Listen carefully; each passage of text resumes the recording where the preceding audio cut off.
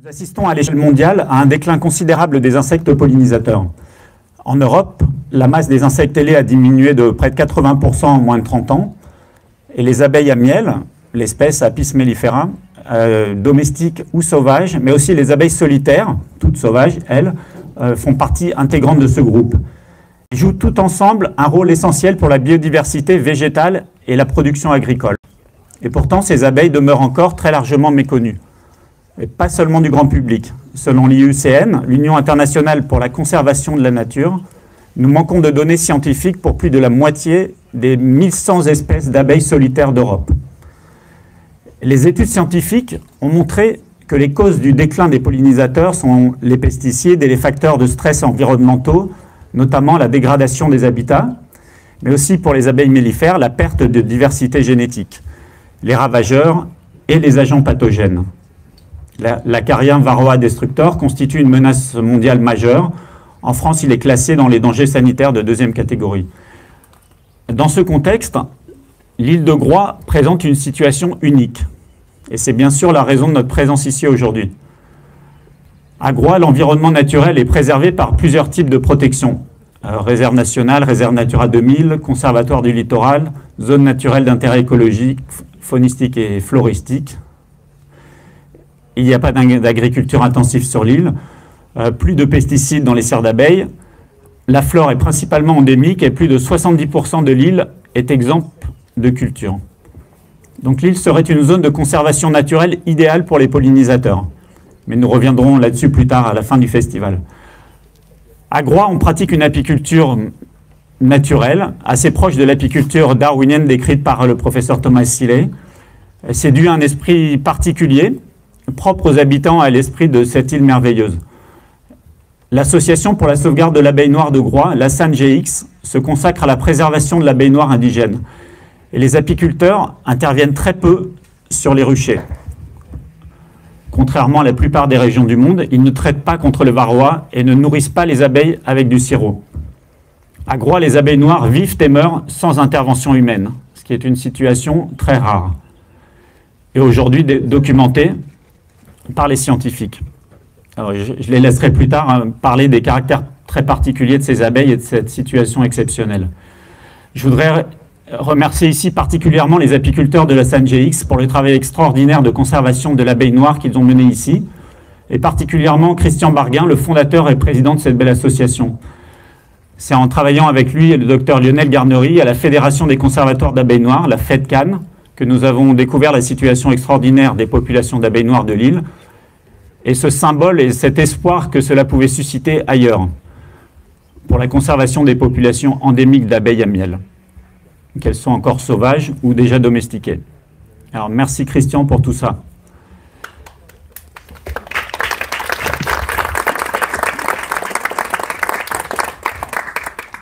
Voilà, je n'irai pas plus loin dans la présentation du contexte. Merci aux chercheurs qui ont traversé la France, l'Europe et parfois le monde pour certains d'entre eux, pour venir présenter un tout petit bout, un fragment de leurs travaux de recherche.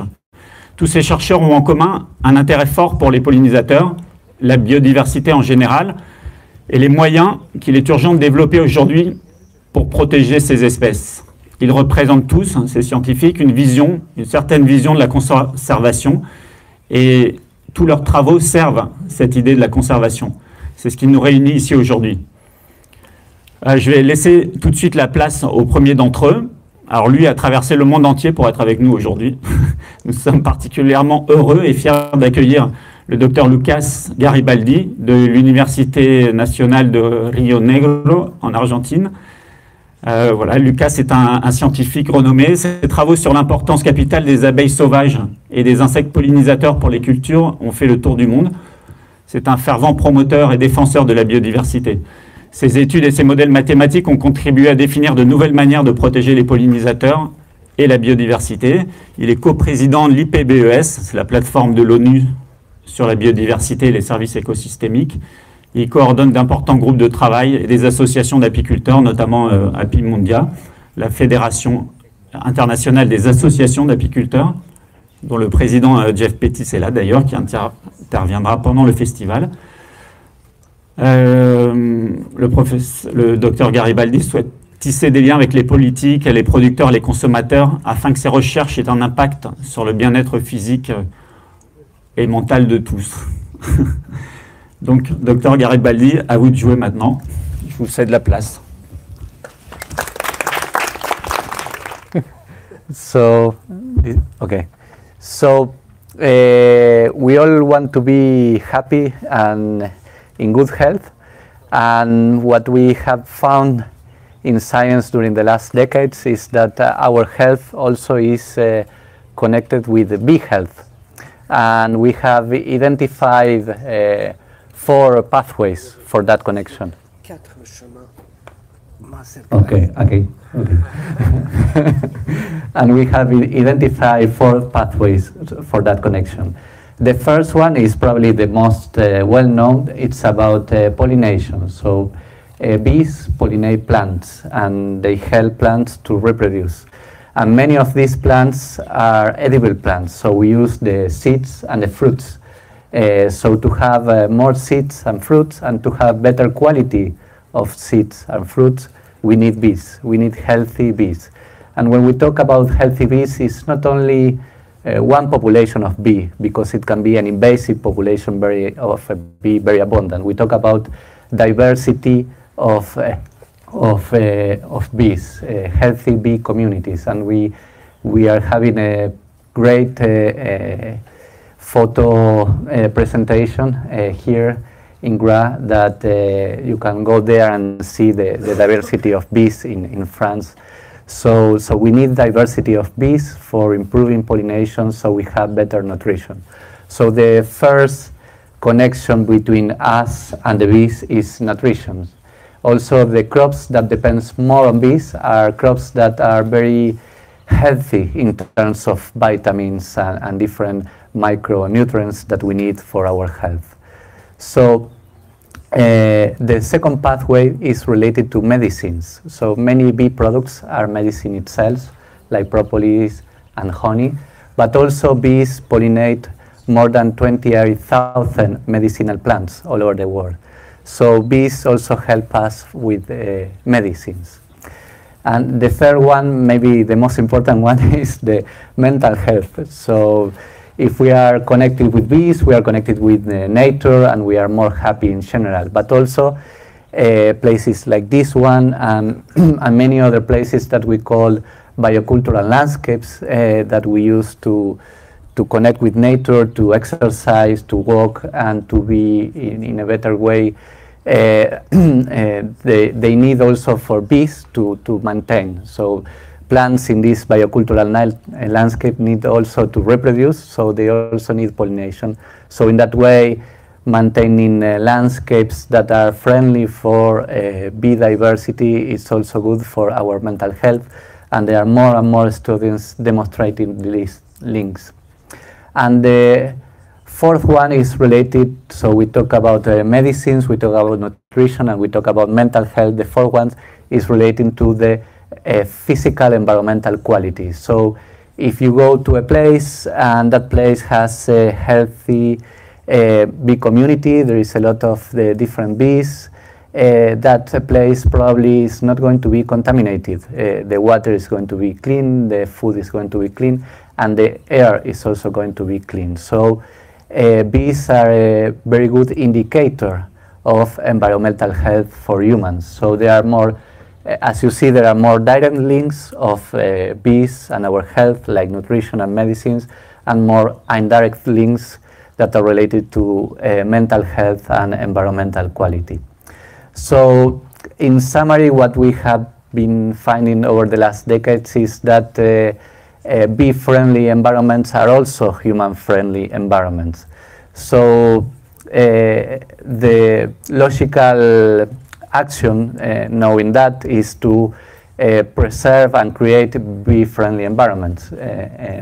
But we are doing exactly the opposite.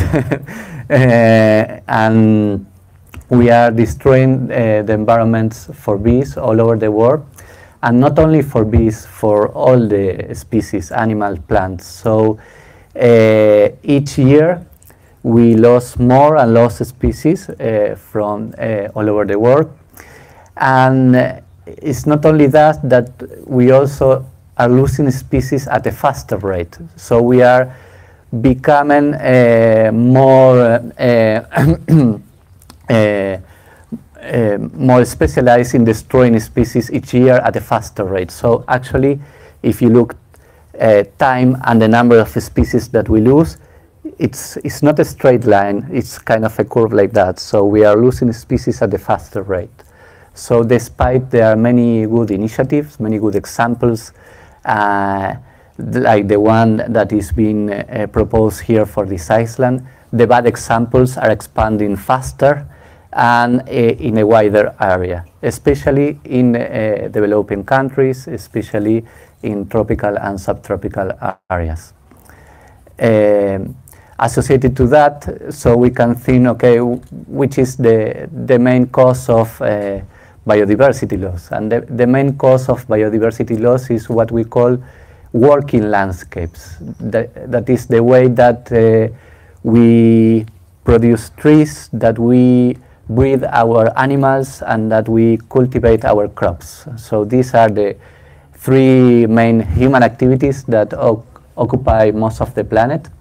And because we are doing that in an industrial way, with very homogeneous landscapes and using a lot of what we call external inputs. External input is something that comes from outside the farm and it's consumed in the production process, like gas for the tractors and for the machines, but also, of course, agrochemicals, fertilizers, and of course, pesticides. And the pesticides, especially the insecticides, are even a bigger problem because they kill directly bees and many other beneficial insects. So in this way, through what we call conventional intensification, a conventional process of agricultural production in the broad sense, also forestry.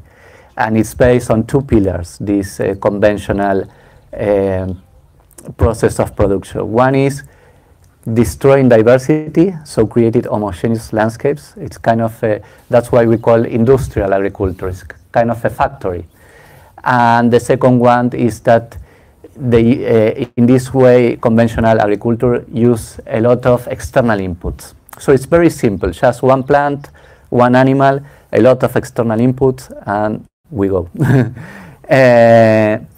So this is the main cause of biodiversity loss in general and of bee loss in particular.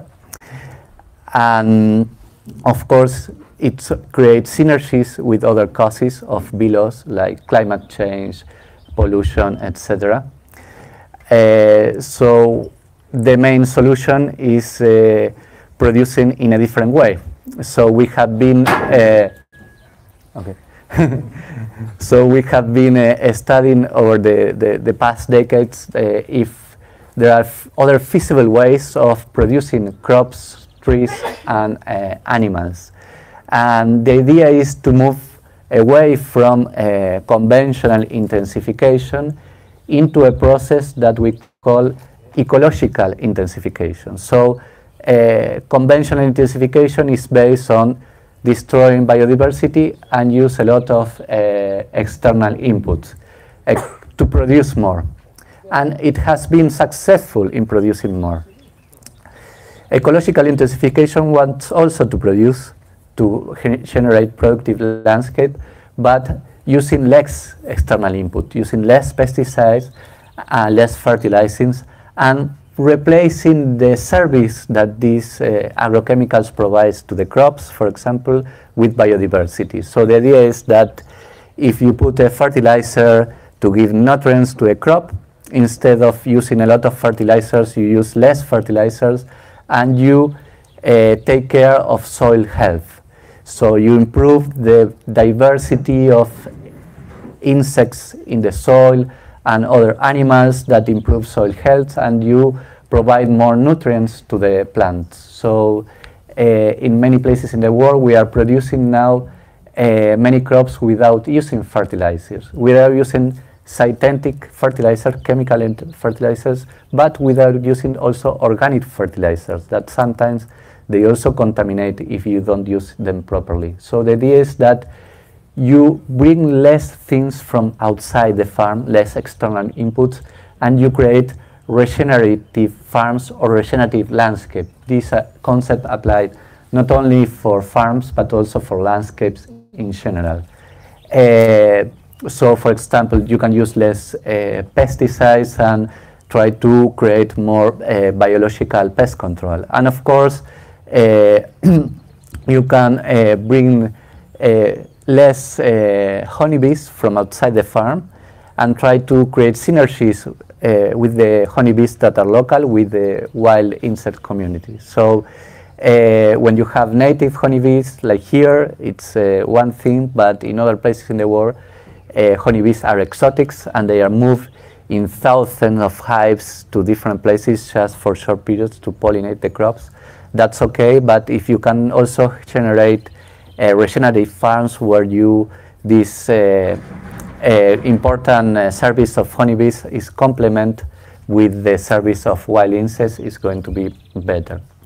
So this concept of ecological intensification is beautiful, so everybody agrees, because you produce in the same way as conventional intensification, you use less external inputs and you have more biodiversity. So why not everybody is doing ecological intensification? Maybe we can think that ecological intensification is less productive. So, okay, you can produce something with ecological intensification, but it's not as productive as conventional intensification. And we studied that idea for 5 years all over the world in 33 regions, different regions of the world, 33 different crops, more than 500 fields, and in each one of these 33 crops we divided the farmer fields in two, ones that continue to follow the conventional intensification and other ones that follow ecological intensification. And here ecological intensification focus on increase the abundance and diversity of bees. So it was kind of a ecological intensification process directed to increase bee diversity. And what we found is actually we harvested more with ecological intensification than with conventional intensification. In particular, we have harvested on average 24% more of crop yield than with conventional intensification. 24% is a lot. Of course, this is kind of an average. For some crops it was more, for other crops it was less. But we never found that ecological intensification has less yield than conventional intensification. It always was more yield with ecological intensification. So, how is that we found this strong signal of ecological intensification related with bee abundance and diversity and the process of pollination all over the world? Because we work at the farm level and we harvest, the farmers actually harvest their crop and they gave us the data they harvest. So this was real landscapes experiments with co-developed with farmers. And there is, you can imagine that there is a lot of variability. So some farmers, they have sunflowers, others they have coffee, other cotton. Despite that, we have a clear signal of a pollination deficit that can be improved with increase the abundance and diversity of bees through ecological intensification processes. So how is that we are getting this such a strong signal all over the world? And the answer is quite simple. So when you go to most of the croplands, maybe not so much in Europe, in some parts of Europe where you have small areas of crops, but in most of the world there are big areas of crops of monocultures. And you can see that there is only one crop in several hundred or sometimes thousands of hectares or acres. And this is kind of a sea of flowers. You can imagine a field of oilseed rape, canola, and that field, it flower simultaneously during a very short period. So suddenly, from nothing, you have millions and millions and millions and millions and millions of flowers that are demanding the pollination service. So you have a very high demand of the pollination service on a short period. But on the other side, by doing this type of industrial agriculture, you destroy all the bee communities. So you don't have offer of pollination. So you have a high demand of pollination, but little offer of pollen because you destroy the bees. So as a consequence, pollination deficits are very common all over the world nowadays because of the way that we are doing agriculture. So in summary, ecological intensification can produce more per hectare than conventional intensification. So again, why not everybody is doing ecological intensification? So the second aspect is maybe because it's more costly. So you need to put more money and so your profit is lower. And we have reviewed all the studies that do the economical analysis. There are not so many all over the world, but we found the opposite, that ecological intensification gives more profit per hectare. And that is logical because on one side you need to buy less agrochemicals, so you need to buy less external input because you have a regenerative farm. All is generated within the farm. And on the other side you have more crop yield, so you have less cost, more income, so you have more profits. So again, then if it is more profitable per hectare, then why not everybody is doing ecological intensification? Well, there are several barriers to ecological intensification. I'm not going to discuss all of them, but one of them is knowledge. So if you go with the farmers and you talk with them and you know where do you need to increase biodiversity, by how much, when are you going to have an increase in the pollinator diversity, so where, when, how much, this kind of question is that we need to answer with concrete science, and we have been developing tools to help and to co-develop this knowledge with farmers. So the idea is that conventional intensification is very intensive in the use of external inputs, it's very intensive in the use of agrochemical, but it's very little intensive in the use of knowledge. So it's a very simple agriculture. So it's a common productive package that you do with almost very similar ways in South Africa, Argentina, France. It's a very simplified agriculture. On the other hand, ecological intensification is less intensive in the use of agrochemical, but is way more intensive in the use of knowledge, ecological knowledge. So you need to know the plants that are there, you need to learn more about pollinators, so it's more knowledge intensive in that way, and that is an important barrier. So from here, what we need to do is, in a way, is try to apply these principles of ecological intensification, of course, not only for agriculture, but also for forestry or cattle breeding, and also in landscapes that go beyond these working landscapes, like here in this island. And the principles are quite simple. It's a process through time. So if you have a farm, and we are working with many farmers, they start a process of ecological intensification. So year after year, they try to increase diversity in the farms. Of course, natural and semi-natural areas, borders, hedgerows, but also crop diversity. It's very important. Crops are not necessarily bad.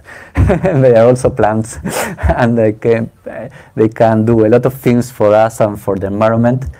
And so it's a process, and it's an inclusive process because many different farmers can start this process of ecological intensification. So if you are a farmer that you are highly industrialized, you only have 2 crops, like it happened in many places in the world, just for example, corn and soybeans, you can start a process of ecological intensification by increasing diversity and using less external input. If you are an organic farmer and you have more diversity, you can also increase diversity and use less external input.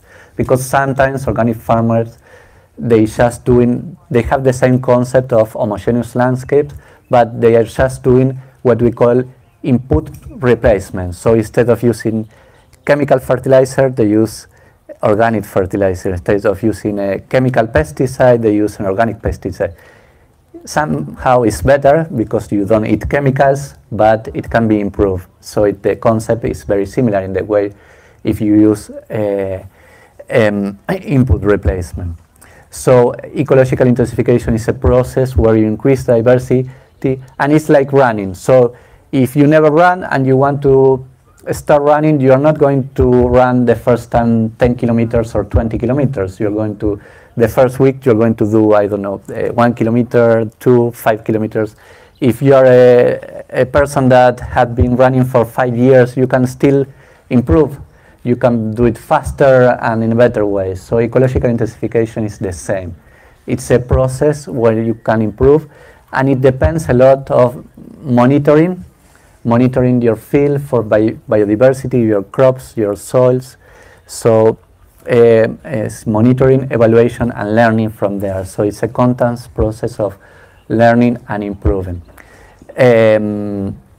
So in that way, through this process of ecological intensification, we have multiple benefits because we transform environments into more bee-friendly environments, but also has other benefits because the water is more clean, the air is more clean. We improve also biological pest control and many other what we call nature contributions to people. So the main problem of this biodiversity loss is not only for conservationists or biodiversity lovers. The problem of biodiversity loss is a human problem because we need biodiversity for having good air quality, having climate regulation, having regulation of diseases, as we are seeing with COVID. So the problem of biodiversity loss is a problem of humanity. We live in a planet, and if we don't somehow recognize the ecological principles that have built this planet and how this planet functions, we are going to continue doing badly, not only for biodiversity, but also for ourselves. So, for example, what we have found in Yves is that during the last 5 decades, what we call these nature contributions to people have been in decline. We classify nature contributions to people into 18 contributions. One of them is climate regulation, as I told you. Another one is the provisioning of clean water, provisioning of clean air, pollination, etc. And 14 of these 18 nature contributions have been declining. So, so in that way, our planet is losing its capacity by its own to sustain human life. And in this way, the good thing is, as I told you, that we are doing less things that we know it can be done. So if you go everywhere in the world, you are going to find now very good examples of farm or places that they work very well, they are profitable, and they are based on these ecological intensification principles. So what we need to do is to get more knowledge, but to start expanding these very good examples and do it faster and in an urgent way. And in this way, initiatives like this one in these islands are very important, and they are needed in a very urgent way. So I think that's all I wanted to say. And thank you. Probably I forgot.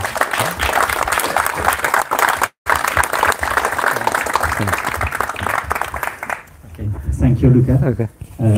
Is there any question? Des questions? Yeah.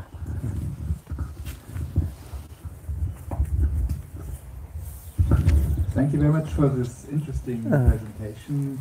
And you're touching up a couple of the issues I'm going to raise in my contribution later. I wanted maybe two things. So what you say is very interesting and motivating, I find. So it seems like a good approach. But I'm not entirely clear why you call this process intensification. What's the difference between ecological intensification and agroecology, which is a pathway that Friends of the Earth is proposing? So I'd like to understand that a bit more, and also why it's called intensification at all. And then I'd of course be interested to hear when the results from what you said, where they are published. Is it an IPES report, or where does that connect to? Thank you. Or I use this one? Okay. Hello? No. Hello? Hello? Okay.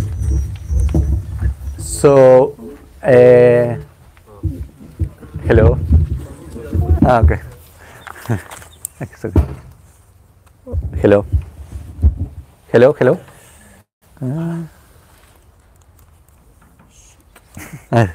Hello? Yeah, okay. So the studies are published. The one,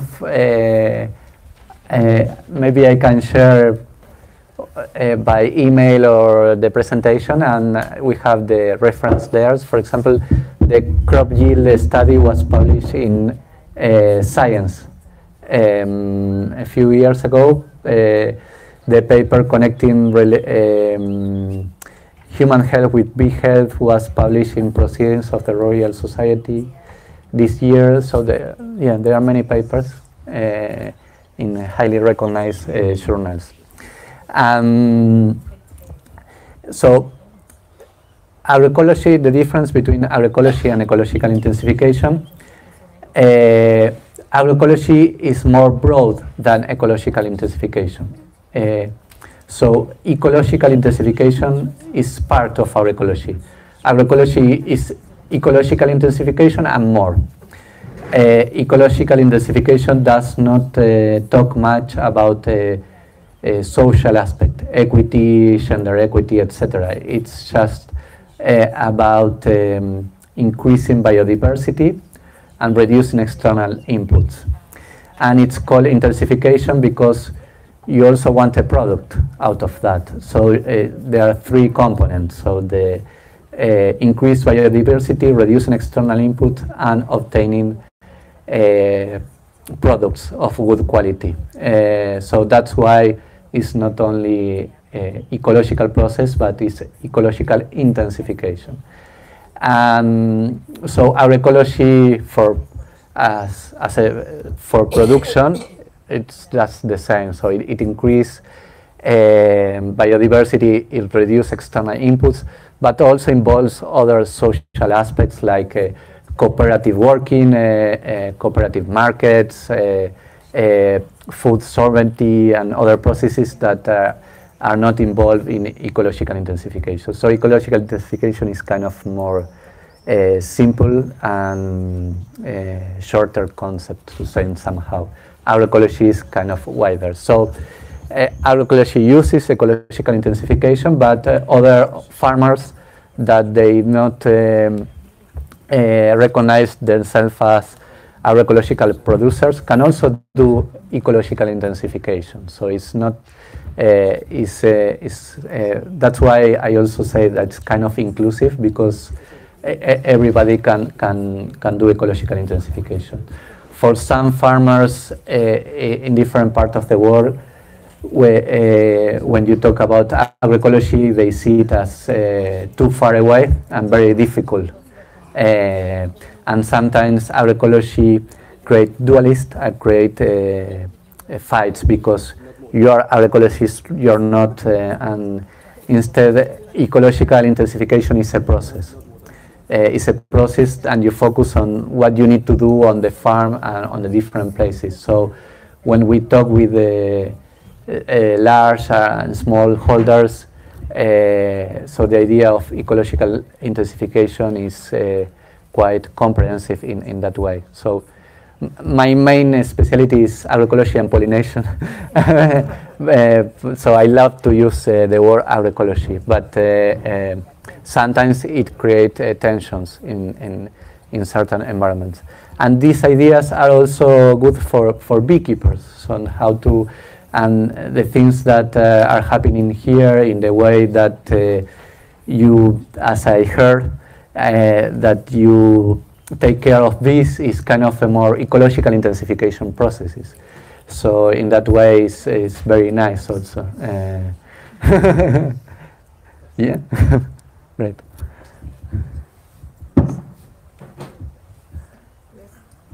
At some stage, you said that ecological. No? Well, I'm going to shout. He needs the.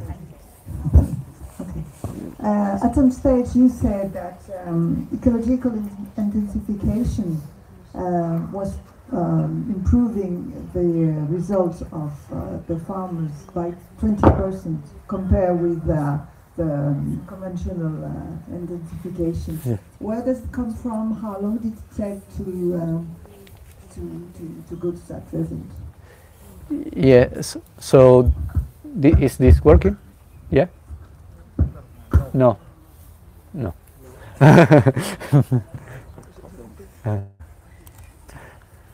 Yeah, that study was published in Science, so it was 5 years of work in all the continents, but mostly focused on developing countries, where most of the food is produced, because the food is produced in developing countries and travel to developed countries. And it was it was 5 years in part because some experiments were 2 years in the field, some 3 years, some 1 year, but it also took time to train the farmers in the process of ecological intensification. So if you want to promote ecological intensification processes, is critical the knowledge. So knowledge interchange to farmer schools, peer-to-peer interchanges, co-develop of knowledge. So these kind of activities and engaging people is critical because without knowledge, ecological intensification is not going to happen. So so basically that. I don't know if I answered the question. Okay.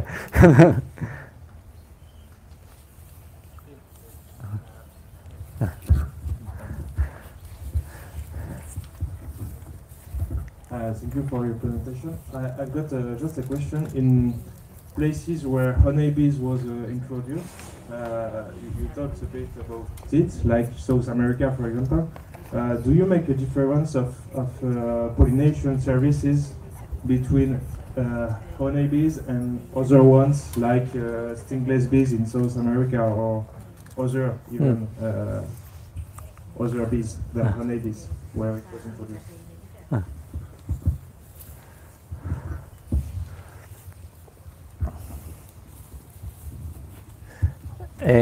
Well, for pollination, you need two things, abundance of bees and diversity of bees. So honeybees are great because they give you abundance of bees almost in any place in the world and at the exact period that you need it. And in many places in the short term, this is necessary because for ecological intensification, you need to plan. So you need to think not only on the short term, but also in the middle and the long term. So one of the problems that we are having is that people is thinking only in the short term. But if we think, even if we think in crop yield in the long term, the decisions that we take are going to be quite different than the ones we are taking now. So in many places, you really need honeybees because they give you abundance. So they are easy to transport. You can move it very easily, and we have, as humans, a relation with honeybees probably since early times that with many crops. So they are a very cultural aspect. And also from an agroecological point of view, honeybees are great because they are great for development. So poor people can become beekeeper without much money. So they need knowledge, but it's a kind of a first or second income for many poor people in rural areas. So in that way they are great. But coming back to pollination, honeybees are great, but they are one species of more than 20,000 species in the world. So we are asking too much to one species. It's like trying to have, I don't know, one crop all over the world in all the type of soils. It's kind of crazy what we are trying to do. So we are trying to do is try to pollinate all the different crops in the world with different flower morphologies, different evolutionary histories with only just one species of bee. And of course, it's not going to work perfectly. It's working too well, actually. One might predict that should have worked less well. And that's why it's working well, because usually plant-pollinator interactions, there's some specialist relation, but with many plants, these are generalist relations between plant and pollinations. But so coming back to your question, you need two things. Abundance and diversity, and honeybees, they are great because they provide abundance, but of course they are not the most efficient pollinator for all the crops in the world. That's crazy. No bee is the best pollinator for all the crops in the world. So does not exist. So you always need diversity. And the important message is that abundance cannot replace diversity. So if you put millions and millions of honeybees in your crop, you still need diversity for many different reasons that we can discuss later. And of course, being in terms of the environmental impacts, this, as I said, these ecological intensification principles should also apply to beekeepers. So you can be a beekeeper that, as a farmer, you can be a farmer that you are a regenerative farmer, that you create social welfare, you improve the environment, and you can be a beekeeper that do the same, that you teach, that you create culture, that you help others.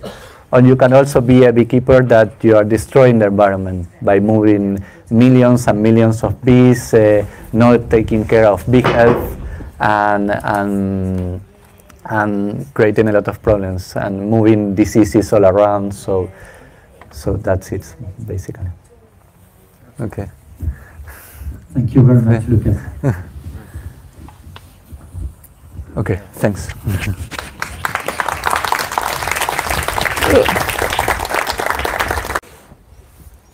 Yes. Bonjour, Madame et Messieurs. Je voudrais commencer avec une grande merci de Joanne et de Fondation Polonis pour m'avoir invité à cette conférence. C'est spécial parce que je ne suis pas un expert de pollinateurs et de l'abeille. Alors, c'est un honneur de présenter ici. Bon. What you've just heard is about 80% of my French vocabulary. So I suggest I continue in English.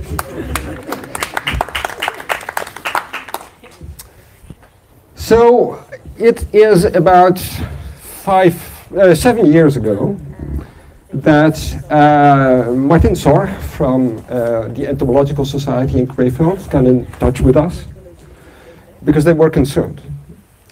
We had shown in earlier work that the decline in farmland birds was associated with insecticides.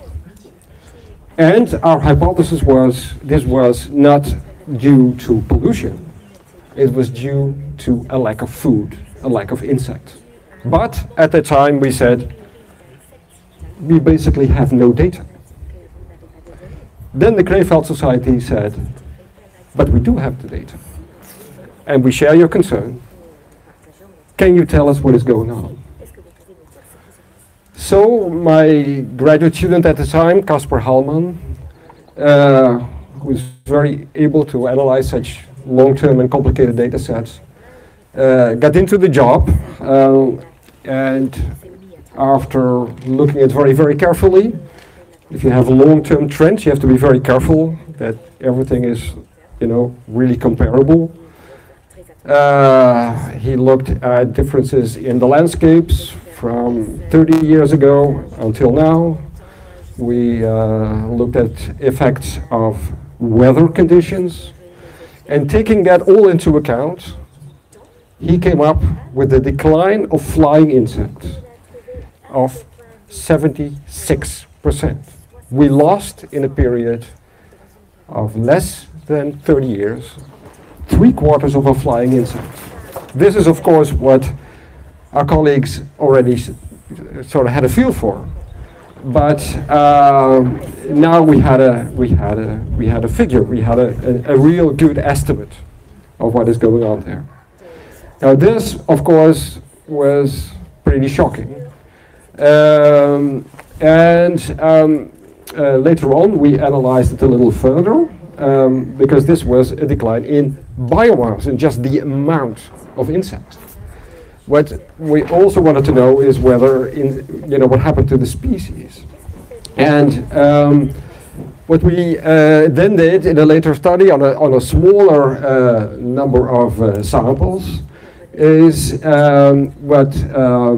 we looked at particularly at the hoverflies, les cerfidés. So there were in total something like 160 different species of hoverflies, and over a period of 25 years we compared how abundant and what species they were in the samples. What we showed is something really unusual, because what we showed is that basically in all the species we're going down. All the species. There are only losers, no winners. That is really strange. If something happens, usually there are some winners and many losers, but here there were only losers. So all the species were going down in abundance, and some, particularly of the, let's say, the moderately common species, were those who were going really extinct to a bigger extent than would be expected. So there's something strange going on. It's not only the very rare species that we know, cannot keep up with the pace of life in our changing world. No, it's the whole community that is going down. And this, despite the fact that here in Germany, these areas where this was all investigated were well protected. In some of them, actually, the Ecological Society was involved. And they said, we know that everything that is done there is done in the right way. Why is it going down? Now, we are 7 years later. Our study was published in 2017, so that's 5 years. We now know there's not one single cause. It is really a combination of things that is causing this.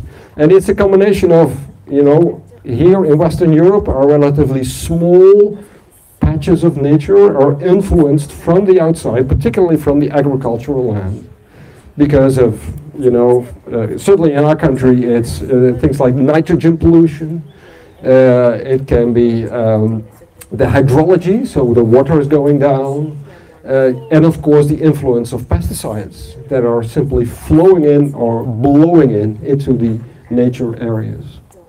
That's one effect. The other effect is that, of course, our habitat has been decreased a lot. We're working with smaller habitats, and they are disconnected also to a large extent. the surprising thing is that also even insects are bothered by that. Insects can fly, they disperse, they don't need really big areas for their populations, yet also insects seem to be affected. All right, what do we do? To me, the revelation was we have to work outside our nature areas and to work in, you know, what we call the white areas in between the nature reserves to do something about this. And let me give you two examples where we are working on at the moment. One of them is dike grasslands. Now, dikes are something peculiar, perhaps. Our country is, for about half part, is below sea level. If we wouldn't have dikes, we wouldn't exist. We have two main rivers coming into our country. We have 17,000 kilometers of dikes, and our country is only 100 kilometers by 300 kilometers, so that's a lot. So dikes are a big issue. Dikes are there for water protection first, and classical dikes is sort of a green field of only grasses. Then the dike manager thinks they are right. But from our perspective, we say, well, what about including some flowers in there? And you know, I'm a plant ecologist from my profession. I know that herbs and grasses, they interact in a nice way and create a better rooting. So that's good for water protection, erosion resistance. But it's also good for bees. So now I have a big project trying to increase the number of flower dikes. They are also called flower power dikes in our country. And I have a very enthusiastic young PhD students working on the wild bees. Now, surprisingly, in a fairly small area, he already discovered something like over 100 wild bee species. Now, how much is 100 wild bee species? In our country, we have 360 wild bee species. So, on this small area, you know, there's a lot of wild bees. And he discovered something like 14 red list species. We have bees, we have kleptoparasites of bees, suggesting that some of these species really live on the dikes as a completely new habitat. Now, dikes are spread out, so they are interesting new corridors. So we really want to work on that combination between, on the one hand, making areas like dikes good for water protection. Without that in our country, you're out of business. So I'm working with engineers to do this. But they know what biodiversity is now, so they really are interested in this. But I work on the wild bees themselves also and see how that interacts. So that's one project that we are working on. Another project is to work actually with the farmers, trying to bring the ecological intensification that we just heard in the previous talk into practice. Now, be aware, we are the second agricultural exporter of the world. You know how small Holland is. It's crazy. We have an enormous export, we have high intense agriculture, yet we are working in an area just outside my town in Nijmegen with these farmers that are interested in doing things differently. So partly that part of the landscape is restored, so we have flower strips, we have hedgerows restored in that landscape. Farmers are actually doing this on their fields, they're managing it, and they're beginning to become really interested in biodiversity. So I have people working on, you know, what kind of effects it has for insects. But also I have another student who is working really on improving the soil, very much in the process of ecological intensification. So trying to change the farming practices bit by bit and get the farmers involved. And the only way to do this is to, you know, create their curiosity and see how it might work. This is a process which is taking some time. And also, you know, we ecologists, we cannot do this on our own. It's out of the question. So I'm working with people working on the governance of the area together with the local authorities. I'm working with people who are focusing on the communication aspects, people working even on law and regulation aspects. All these things are vital in order to make it work. So my own discipline has been sort of being part of a much bigger endeavor to see how we can get this done. I've started a sort of a new collaboration at my university together with partners that I called Healthy Landscape. Because the landscape has to be healthy in all respects. It has to be healthy for bees, for plants, for animals, but certainly also for the farmers. Otherwise, it's never going to work. It's a very delicate process. We are really at the beginning. We now have a couple of research projects that are really developing this further. We deliberately work with farmers, you know, let's say the big group of regular farmers. So not, you know, the organic farmers that are, you know, way ahead of everybody else. We are not working with that small group who never wants to do something different. But it is really that group in between who is willing to move, who is interested in new things, but is very reluctant to do so. And that, to the moment so far, is a very rewarding process. But I must come back in, say, about 3 or 4 years' time to see whether it really worked. So, thanks again for inviting me. I look forward to learning a lot about people here working on wild bees and pollinators, because I think that information will be crucial for our work. So thank you very much.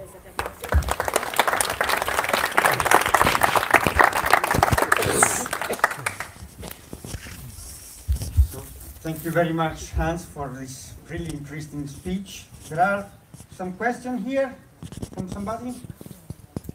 Please. I forgot about the question. Okay.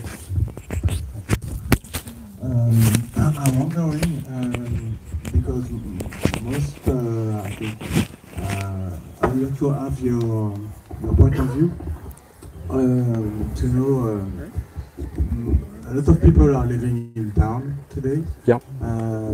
What could be the impact of the wild bees and honeybees in town? Because I suppose that there was safe in that area, but it doesn't seem to be the case because of the loss of habitats. So what could be for you the good things to help them? Does it work, this one? Yeah, now it works. Thank you. In town, what can we do in town? Well, I think there's an interesting movement to green the cities at the moment. It is really highly necessary to do so. You can do that in your own garden, you can do that on your balcony, you can do that in parks. There's a lot of new research projects put on there. The interesting thing about those projects is that you can see that actually plants and elements are very resilient. You know, they really respond. They can evolve. They adapt themselves. And I think in general, you know, that leads to an environment that is certainly better for humans, but also certainly better also for nature. You see some species of plants that certainly in Holland that have been sort of you know, with the town as their main habitat, which is completely new. Now, I don't know of work which have looked at pollinators specifically, but I think if you do it in the right way, you will definitely get also new pollinator communities there. So it will be really interesting to look into that. So I certainly see some chances there. There is some other question for Hans.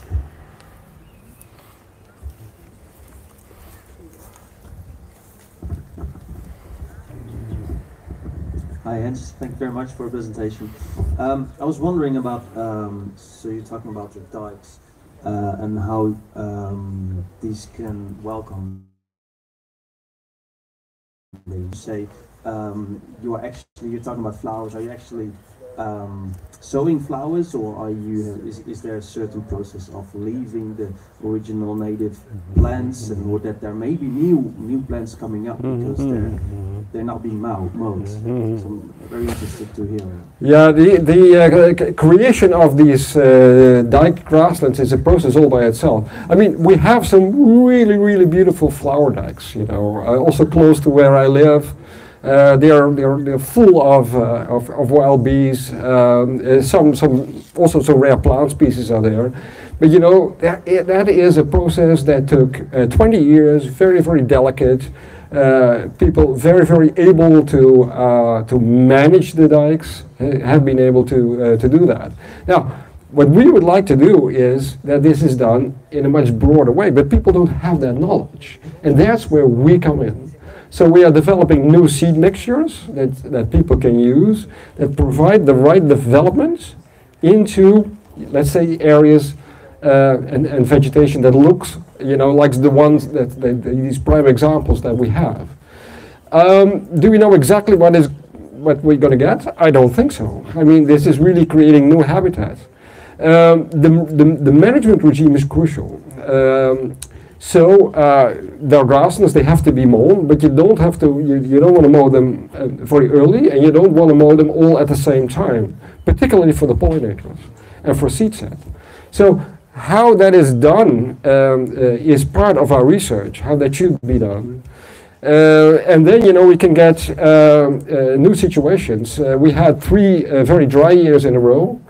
And the dike managers were just very upset. Sometimes you saw these dikes, you know, they were completely yellow. They were completely burned almost as a result of the sun and the heat. Interestingly, when there were herbs in between, the herbs were still green. The grass is all dried out.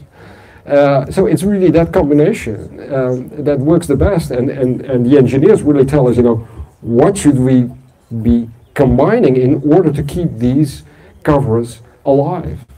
So that exactly is the process, and we're really doing it with good managers that already have a lot of experience and use that practical knowledge and our scientific knowledge to work together towards the same result. And that actually is a very nice process to be in. One more, one additional. Yeah, I can repeat the question if you want.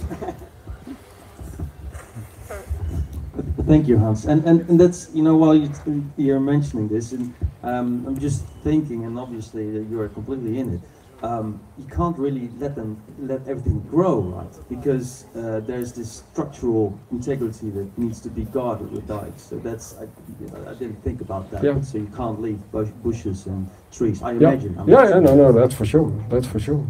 No, yeah, I mean, there are all sorts of constraints, but, you know, that's fine. I mean, we all enjoy grasslands. There are grasslands all over the world that are providing a lot of biodiversity, and they're man-made, for sure, because they are kept in a sort of an early successional stage. But that's fine. I mean, you know, that's part of our living world. Okay, thanks. We are a little bit late, so I will call Fabrice Requier. Donc l'abeille mellifère, on a en tête trop souvent des manuels d'apiculture ou des ruchers professionnels en tête, c'est ce qui vient à l'esprit en premier lieu. On peut même aussi avoir en tête des pratiques un peu plus industrielles comme voilà, des migrations de milliers de ruches pour la pollinisation de cultures. Mais Apis mellifera ne se résume pas à cet état géré. Il y a aussi du coup un état sauvage qui est par un biais de popularité est moins reconnu ou populaire, mais il existe encore. Donc c'est la base en fait de l'origine de l'apiculture, ces colonies à l'état sauvage. Ces colonies ont été en Europe très affectées par l'arrivée du varroa et avec des suspicions que les colonies à l'état sauvage n'existent plus, une extinction ou une éradication. Quelques petites bases par rapport à Apis mellifera. Donc l'espèce est présente partout dans le monde.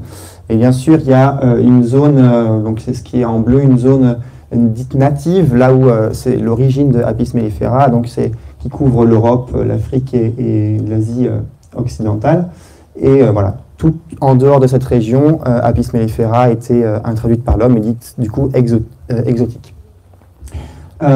Ces colonies d'abeilles mellifères sauvages sont sous pression. Donc je parlais du varroa, c'est une pression voilà, biotique, hein, donc une pression d'un parasite introduit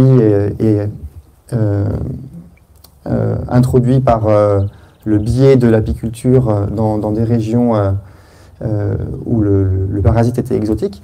Il y a aussi d'autres pressions, donc on parle bien sûr de l'agriculture, l'intensification de l'agriculture, donc là Lucas a bien expliqué cela, donc les pressions du manque de ressources florales ou de la surabondance à des périodes ou de la pression des pesticides.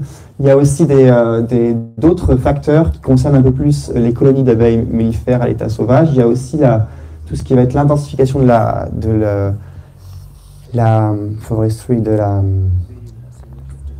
la sylviculture, merci, qui du coup, en coupant les vieux arbres, limite les cavités d'arbres, qui sont une des niches originelles des abeilles mellifères.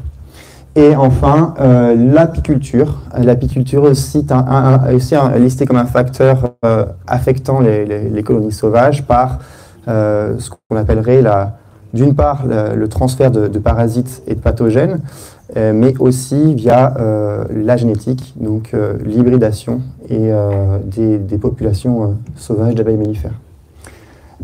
Qu'est-ce qu'on sait sur ces colonies sauvages? Donc là, voilà, il y a Tom Seeley qui est le livre ouvert concernant les colonies sauvages, qui a fait des suivis aux États-Unis de plusieurs dizaines d'années, et avec une connaissance très fournie, mais voilà, qui est basée aux États-Unis, dans une zone assez exotique, en rouge.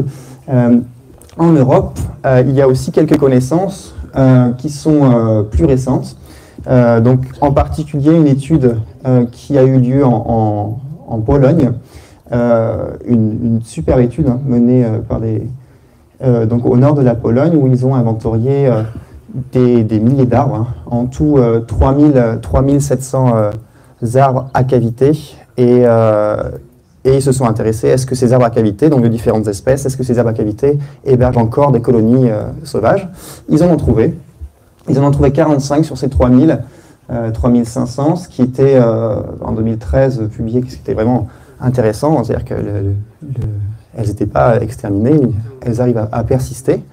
Ce qui nous donne une densité aussi de qualité de 0,1 colonie par kilomètre carré de forêt, ce qui est très faible. Voilà, on parle d'un facteur 100 supérieur, par exemple, en Afrique. On est plus à 10 colonies par kilomètre carré de forêt. Une autre étude encore plus récente, ça a eu lieu en Allemagne, dans deux forêts allemandes, deux zones de protection, donc une réserve et un parc national. Et donc deux étudiants se sont lancés à l'exploration des abeilles, enfin des cavités de pics noirs dans ces forêts-là, dans l'idée de trouver des colonies sauvages. Ils en ont trouvé aussi, moins, mais c'était aussi super original.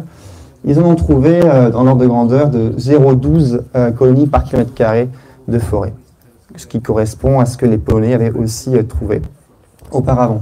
Donc on a deux études de terrain qui nous démontrent qu'en Europe, on a persistance, on va dire présence de colonies sauvages dans les forêts, de l'ordre de 0,1 colonie par kilomètre carré. Donc on s'est posé une question assez basique. Si on extrapole, si on calcule à l'échelle de l'Europe via ces deux valeurs, 0,12, 0,11, si on extrapole à l'échelle de l'Europe, quelle serait la population européenne de colonies sauvages? Donc on s'est basé sur des études assez poussées, donc sur 106 forêts en fait européennes. On a étudié la présence de cavités d'arbres donc dans différentes forêts. Donc c'était une synthèse de littérature. Donc on s'est intéressé donc dans une carte, on s'est intéressé du coup vraiment à l'échelle de l'Europe, vraiment du nord jusqu'au sud, bien distribué. Donc c'est les petits points, avec ces 106 points sont vraiment bien distribués à l'échelle de l'Europe. Combien de qualités étaient présentes, qualités d'arbres étaient présentes dans les forêts. On a trouvé des résultats vraiment très très intéressants avec des forêts qui pouvaient héberger jusqu'à 60 qualités de pics, mais pas que, par hectare de forêt, donc c'est assez important, sachant que c'est la base de l'habitat nidification des abeilles. Basé sur ces cartes et données de forêt, on a voulu calculer combien il y aurait de colonies sauvages en Europe. On est arrivé au chiffre suivant. Il pourrait y avoir 80 000 colonies sauvages d'Apis mellifera dans les forêts européennes à l'heure actuelle. Donc voilà, en prenant en compte que les forêts. Sachant que très probablement c'est un chiffre sous-estimé. Voilà, on ne comprend que les zones forestières sans comprendre les haies. Voilà. Donc voilà, c'est un chiffre quand même qui est assez intéressant d'un point de vue conservation parce qu'il n'est pas négligeable quand on le compare à l'apiculture et représenterait entre 1 et 2% des cheptels apicoles. Et un fait encore plus intéressant aussi, on s'est aussi intéressé où est-ce qu'on aurait le plus de chances de trouver, si on explorait les forêts, de trouver ces colonies sauvages. Et donc on a émis des hotspots, donc des zones, on va dire, prioritaires de conservation ou d'exploration. Donc voilà, vous ne voyez pas très bien la carte, mais il y a une carte pour représenter ces hotspots. Ok, donc là on sait qu'il y a des colonies sauvages qui existent en Europe. La seconde question a été ok, est-ce que ces colonies survivent? Ça c'est vraiment la question que beaucoup se posent. En trouver, ça ne veut pas dire qu'elles survivent par elles-mêmes, ça peut être une cavité qui est chaque année réoccupée par des nouveaux essaims. Donc on s'est intéressé on s'intéresse encore sur un suivi de 5 années en France. Donc sur ces 5 années, est-ce que les colonies ont survécu à l'été, à l'hiver? Et on est arrivé à des résultats aussi intéressants. On a des chiffres qui évoquent qu'à peu près 35% des colonies survivraient à l'hiver. C'est faible, c'est très faible même, mais voilà, c'est quand même 35% qui arrivent à survivre à l'hiver. Donc c'est intéressant par elle-même, hein. Donc sans traitement, sans gestion de l'homme.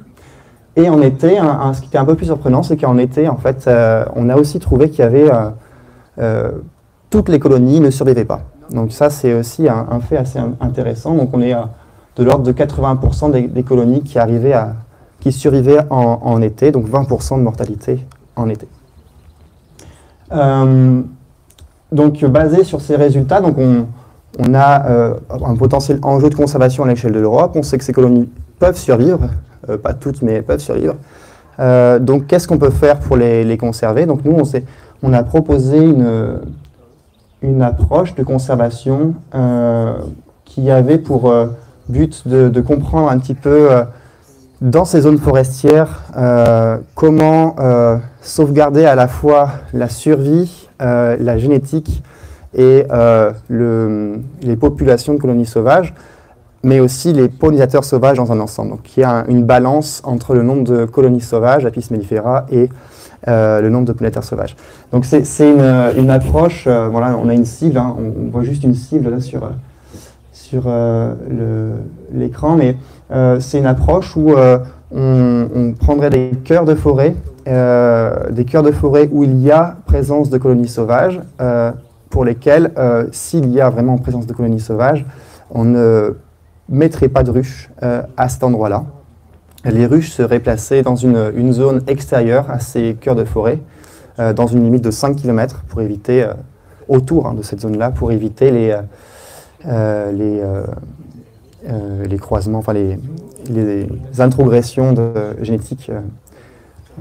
Voilà, donc c'est des recommandations qui sont en cours d'exploration sur le terrain maintenant. On est en train de voir si c'est vraiment valable sur le terrain.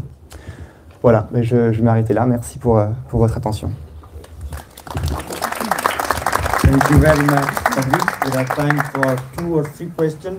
There are some questions from the online. No? Okay. After this priority, there are some questions from here. One is here, one is in there. Okay. Dans l'Ouest, on n'a pas beaucoup de grandes forêts. Là, tu as évoqué le fait d'écarter au moins de 5 km par rapport à des ruchers, parce qu'il me fait quand même déjà quelques kilomètres carrés de forêt. Et par ailleurs, tu as quand même suggéré éventuellement que le bocage, avec de très nombreux arbres creux, là pour le coup, dans le bocage de l'Ouest, pourrait éventuellement accueillir des colonies. Parce que je ne pense pas personnellement, pour avoir parcouru beaucoup de bocages à la recherche d'insectes centroxyliques, j'ai pas vu de colonies sauvages. Mais tu penses que vraiment des petits bois, un paysage avec des petits bois et pas des grandes forêts, comme la majorité des départements de l'Ouest, là, pourrait accueillir quand même des colonies, où il faut vraiment des grandes forêts comme dans les îles de la France, l'Europe centrale Oui, en effet, donc on en trouve, hein, on trouve des colonies dans des arbres isolés même. Pourquoi on ne considère pas dans ces plans de conservation pour l'instant, c'est que avec nos résultats préliminaires, on se rend compte qu'en fait c'est des essaims récents des ruchers.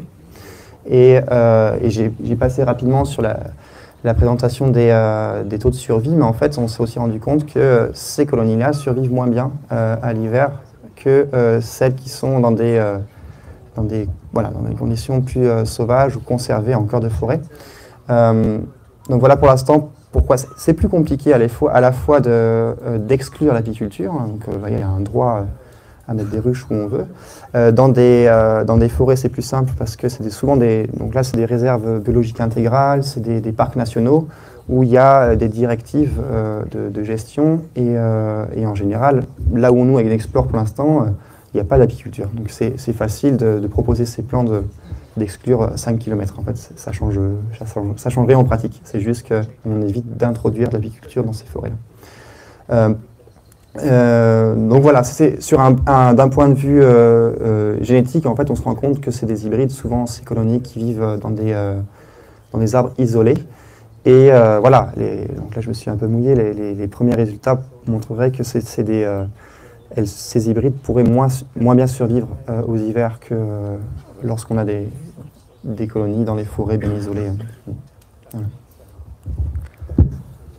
Okay, I'll try in English. Over here. Ah, sorry. So, if I understood your talk well, my French is very poor. It's the number of trees that is determining the population of bees. Is it then possible, from the knowledge that we have about reduction of forestry, to also to say something about the reduction of bees, if they're quite closely linked? And can we use that for the IUCN, who is lacking data on the decline in honeybees, to say when did this loss occur, and are we in a critical situation or not? Ouais, je peux traduire. Ouais, tu traduis. Ok, je réponds en anglais et je traduis après. Non, tu peux traduire la question en français. Ok. Merci beaucoup. C'est une bonne question, une bonne remarque. Donc l'idée est que comme en Europe, en fait, il y a une réduction des surfaces forestières, donc à l'échelle de l'Europe. Est-ce qu'il y aurait en fait une relation entre... alors peut-être que j'ai compris à l'inverse. Ça m'a un peu perturbé. Reprends la question dans... En fait, je sais que j'avais la réponse en tête sans... alors maintenant, j'ai perdu ma réponse. Do you want to ask your question again? We'll take it afterwards, that's okay. No, he can't answer, he's forgotten. No, I think I can answer you. And Can we use this data to say something about how much wild bee population has decreased due to the loss of trees? Loss of trees, okay. So I will answer you first and then translate it for my brain is better. For the case in France, it's the reverse. So the forestry is increasing because of the agricultural I don't know the name in English for that. Well, the area cultivated are not anymore cultivated, so the forests are growing on these places. So in France, the surfaces with forests are increasing, but we have much more now cultivated forests with so very few old trees that are the critical habitat for honeybees, wild honeybees. So it's not the space that is limiting, but it's more the number of old trees. So yes, of course, we can. The question is, okay, are the tree cavities enough for wild honeybees? And we are, because they are not alone to use these cavities. So you have, of course, woodpeckers, but also bats or other mammals.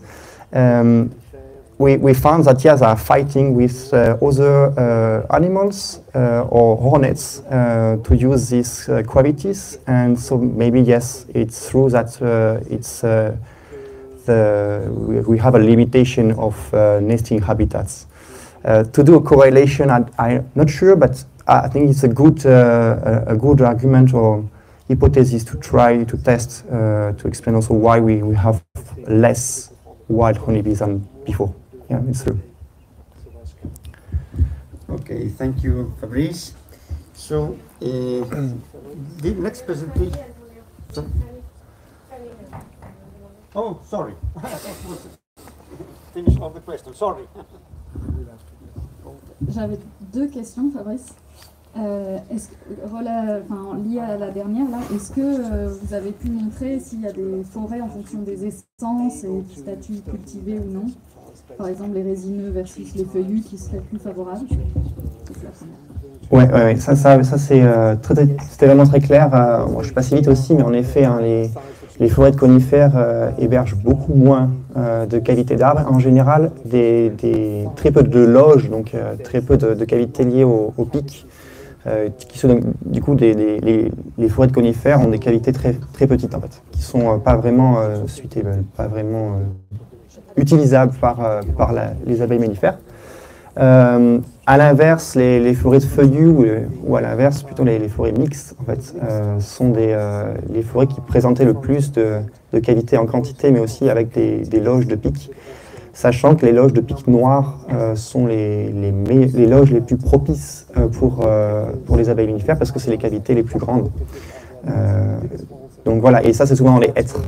Les pics noirs sont spécialistes des loges dans les hêtres. Donc les hêtrés ou des forêts avec des hêtres sont les meilleurs. Du coup, juste ma deuxième question, c'était sur cet aspect de certaines colonies, pas mal, une majorité de colonies ne restent pas pendant l'hiver ou pendant cette période. On sait d'où elles viennent, les autres?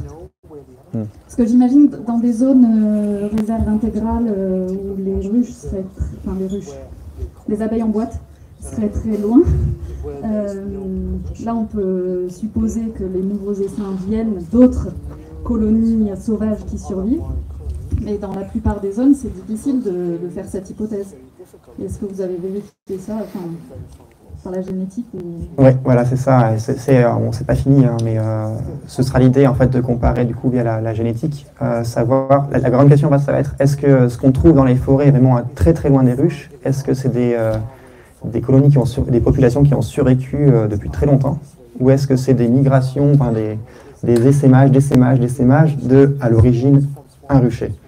Donc voilà, pour l'instant c'est encore un mystère, on ne sait pas bien, mais on pense que via les outils de génétique on pourra essayer de mettre un peu de lumière là-dessus. Voilà, savoir si ces colonies-là, comment elles ont fait pour arriver là en fait. Est-ce elles étaient là avant et elles ont survécu au Groix en fait, ou est-ce que, enfin la pression Groix mais aux autres pressions aussi, ou est-ce qu'elles ont été, c'est des essaims, donc une sorte de migration en fait, de l'apiculture.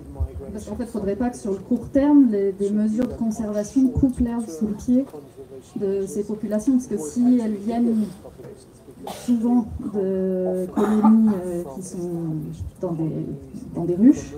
Si on supprime ces ruches, en tout cas sur le court terme, on pourrait avoir une grosse diminution du nombre de colonies.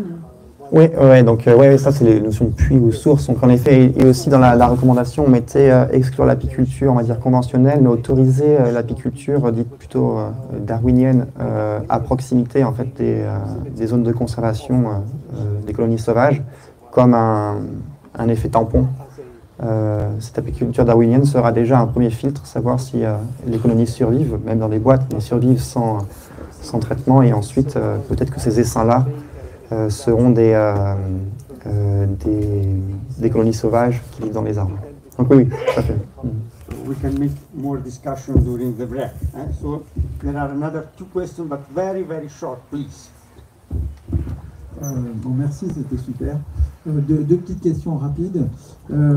Est-ce que dans les forêts, tu les trouves plus, les colonies, à l'orée des forêts, parce qu'elles auraient avantage d'être à l'orée des forêts, parce qu'elles ont peut-être plus à manger.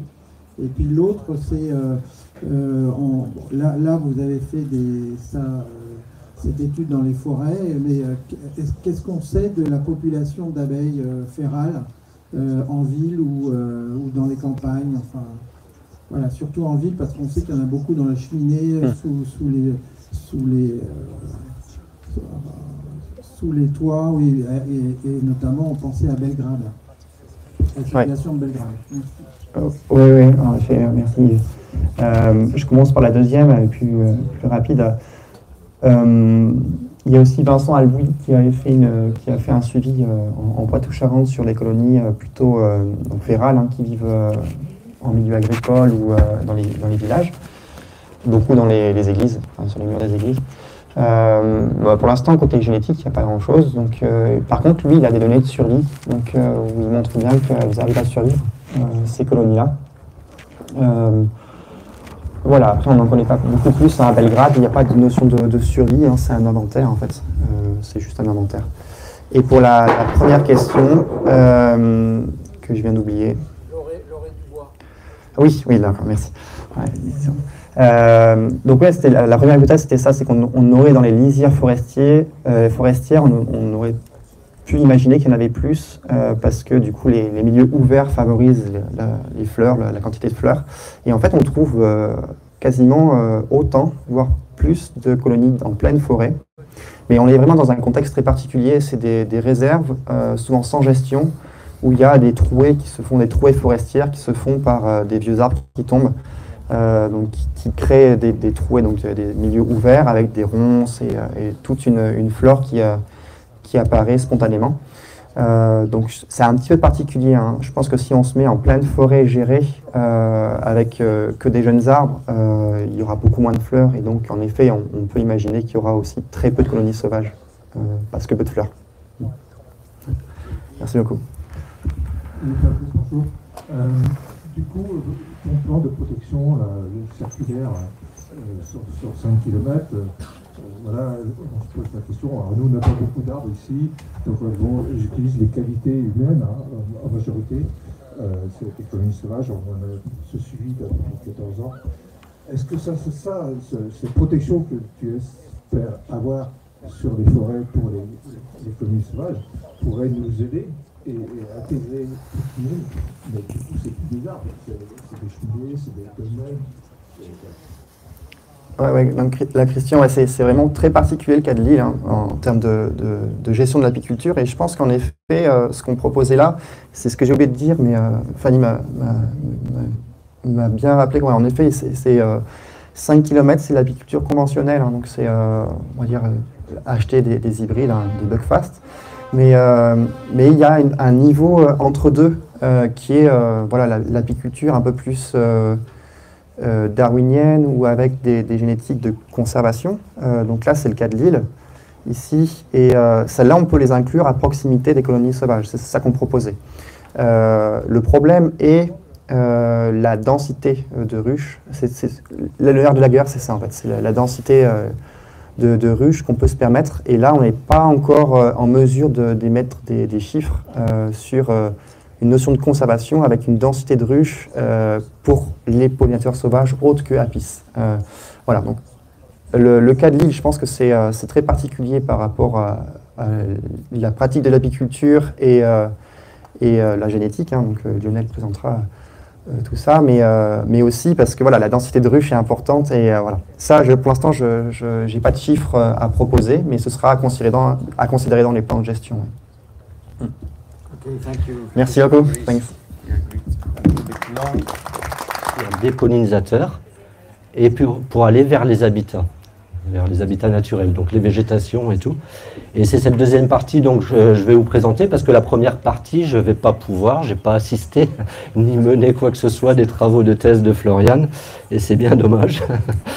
Mais si on reprend là un peu de hauteur au travers des questions à la fin, il y avait quand même quelque chose d'assez intéressant aussi à s'intéresser justement aux compétitions des plantes et aux évolutions des milieux naturels, par exemple sous l'effet des intrants dont on parle, y compris de l'azote qui nous retombe d'un point de vue atmosphérique et tout.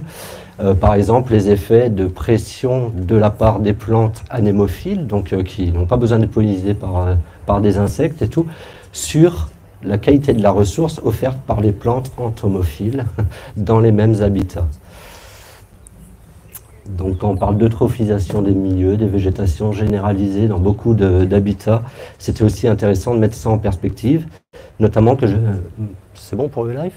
Ouais. Nickel. Ouais. Donc notamment parce que je vais vous parler de landes cette fois-ci, alors pas de landes littorales, mais d'une petite étude naturaliste, assez simple, assez rapide, qu'on a menée en Mayenne. Je peux m'asseoir, ça va? Donc cette petite étude, elle a porté sur tous les hyménoptères aculéates, pollinisateurs, donc les abeilles, mais aussi les guêpes, donc à savoir 3 super familles, hein, ça fait quand même pas mal d'espèces, et notamment avec un focus sur les espèces particulières qui seraient associées aux landes qu'on étudiait. Donc c'est bien une étude sur un site pour savoir comment ça fonctionnait, qu'est-ce qu'il y avait et tout sur ces landes-là. Un tout petit mot sur la réserve où on a travaillé. Donc c'est une réserve naturelle régionale dans le nord de la Mayenne, sur donc le sommet du massif armoricain, hein, près du Mondet à Valoir. Donc bon, on n'est pas en haute montagne, mais on tourne autour de 400 mètres d'altitude. En climat atlantique, ça suffit pour qu'on ait un milieu frais, globalement frais, et plus humide que la moyenne, notamment plus humide, largement plus humide que la moyenne des Pays de la Loire. Donc ça a un intérêt, et ça a surtout un intérêt couplé évidemment avec le contexte géologique, parce que la réserve est surtout occupée par des landes, et des landes de tout type. On va dans des landes tourbeuses, dans les bas-fonds, des landes à myrtilles, donc ce qui est assez rare dans l'ouest de la France, et puis évidemment jusqu'aux landes sèches, pas mal de végétation différente de landes et tout, jusqu'aux landes sèches et tout, à bruyère cendrée. Cette étude, en 2 mots, elle a été quand même cofinancée grâce aux sous de l'Europe, enfin FEDER via Natura 2000, l'État et la région. C'est une toute petite étude, je l'ai dit, sans trop de prétention, très naturaliste. On avait 8 stations d'échantillonnage de landes. On y a fait des captures à vue, pas mal de captures à vue, et des piégeages à l'aide de pièges colorés. Il y avait 3 pièges par station, et on n'a fait que 3 sessions d'échantillonnage entre fin mai et fin août 2020 et début mai 2021. Donc la faible pression d'échantillonnage est forcément une limite, on n'a pas de vrai réplica, hein, on n'a pas pu faire beaucoup d'analyses là-dessus, mais est-ce qu'on pouvait néanmoins distinguer différents assemblages ou guildes, et notamment si on s'intéressait aux landicoles. Donc on a identifié à peu près 500 individus hein, d'hyménoptères aculéates pollinisateurs et 94 taxons terminaux, en général des espèces, et dont 57 espèces d'abeilles et 37 de guêpes. Alors pourquoi les guêpes? Juste en 2 mots. Déjà, c'est ma spécialité. La spécialité de mon collègue, c'était les abeilles. Mais surtout, parce que le monde des guêpes est encore passé plus inaperçu là jusqu'à maintenant de la plupart, y compris de la communauté scientifique, en tant que pollinisateur et en tant que grand pourvoyeur de biodiversité. Donc on a à peu près autant de guêpes que d'abeilles sauvages. pour vous donner une idée, sur les Pays de la Loire, la région où on a travaillé et tout, il y a un peu plus de 400 espèces d'abeilles connues, et la même chose à peu près de guêpes, et la plupart sont solitaires. Donc je parle très peu des guêpes sociales qui vous embêtent sur le melon, sur votre table de pique-nique. Résultat très rapide, plusieurs espèces remarquables. Bon, c'est quand même un gestionnaire de réserve naturelle, donc il veut savoir un petit peu son patrimoine qu'il a et tout. Une découverte pour le nord-ouest de la France. Bonne pioche, Violette vous en reparlera sans doute, elle l'a aussi trouvé ici. Donc c'est on a désormais 2 données de cette espèce, une petite lasioglosse et tout. Et on a 12 nouvelles espèces découvertes pour le département de la Mayenne. L'intérêt de l'étude, c'était plutôt de discriminer sur la base des traits de vie qu'on connaît des hyménoptères qu'on a donc mis en évidence, de certains traits de vie et tout, si effectivement certains cortèges, voire communautés, étaient plus landicoles que les autres, ou plus attachés à des milieux particuliers que les autres. Alors les traits de vie qu'on a invoqués là dans cette étude, c'est la guilde de nidification. Est-ce qu'il s'agit d'espèces terricoles qui sont dans le sol? Est-ce qu'il s'agit d'espèces qui nichent dans le végétal, donc dans le bois, dans les galles, dans les tiges à moelle? Est-ce qu'il s'agit de cavicoles opportunistes, dans toutes sortes de cavités? Il y en a beaucoup chez les guêpes notamment. Ou est-ce qu'il y a eu quelques espèces là, le nid était aérien? C'est très très rare, en dehors des hyménoptères sociaux, c'est très très rare de faire des nids aériens, il y en a eu quelques-uns. Un petit détail, on n'a eu aucune espèce lapidicole, donc qui niche vraiment associée aux rochers quoi, et aux falaises sur ce site-là. Deuxième trait de vie qu'on a exploré, c'est le degré d'affinité à la xéricité des habitats, donc le niveau de sécheresse des habitats. Degré d'affinité aussi à l'ouverture des habitats. Les 2 variables sont évidemment liées, notamment dans un contexte landicole. Et le degré de dépendance aux landes. Alors ça, c'est le trait de vie le plus difficile à renseigner. Donc nous, on renseigne une base de données de traits de vie au Grécia, tiré de la littérature et tiré de notre base de données d'occurrence, petit à petit. Il faut rester modeste là-dessus, mais on essaye effectivement de cibler les exigences écologiques ou les préférences écologiques des espèces. Sur les résultats, pour ce qui est des londicoles, voilà, donc ces 3 figures, vous ne les voyez pas, mais c'est pas grave. Donc elles répartissent un petit peu les espèces selon les degrés d'affinité à la xéricité, d'affinité à l'ouverture des habitats et d'affinité spécifique aux landes.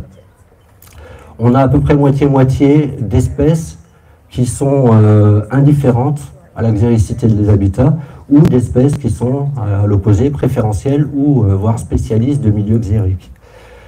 On a à peu près un tiers d'espèces qui sont plus ou moins préférentielles de milieux ombragés ou semi-ombragés, et les 2 tiers par contre, et c'est heureux dans un paysage de lande, sont préférentielles ou spécialistes de milieux très ouverts.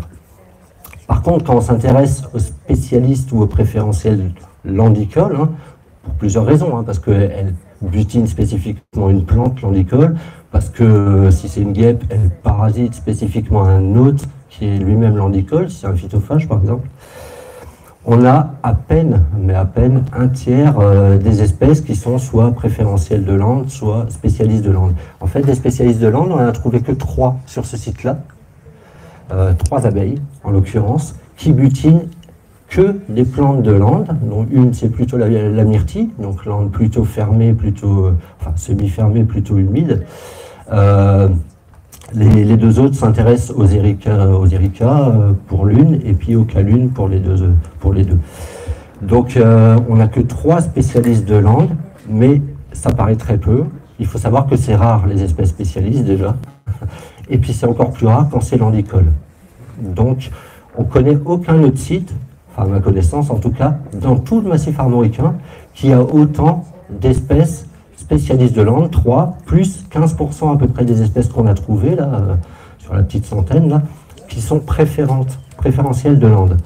Donc il y avait quand même un enjeu de conservation régionale indéniable pour ce site-là. Bon, j'avais fait une figure aussi sur la répartition justement de ces espèces-là, donc des richesses et des espèces préférentes ou spécialistes de landes et tout, par rapport au degré de xéricité d'un côté, je ne sais pas si vous voyez, c'est la slide, John, la slide suivante, s'il te plaît. Non, écoute pas. Et le degré d'ouverture de l'autre. Globalement, on a des espèces landicoles. Ouais. On a des espèces landicoles qui sont à peu près dans tous les milieux, sauf dans les milieux les plus humides et sauf dans les milieux les plus fermés. Et d'ailleurs, les milieux les plus fermés, il aurait sans doute fallu d'autres méthodes pour explorer ce qu'il y avait. Mais globalement, quand c'est des vraies forestières, elles ne sont pas landicoles. Donc, 3 espèces d'abeilles strictement landicoles seulement, près de 15% d'abeilles préférentielles, responsabilité au niveau régional sur le plan de la conservation, je l'ai dit. Par contre, plusieurs espèces d'abeilles thermophiles, très thermophiles, affinent des milieux xériques et très ouverts, mais non landicoles.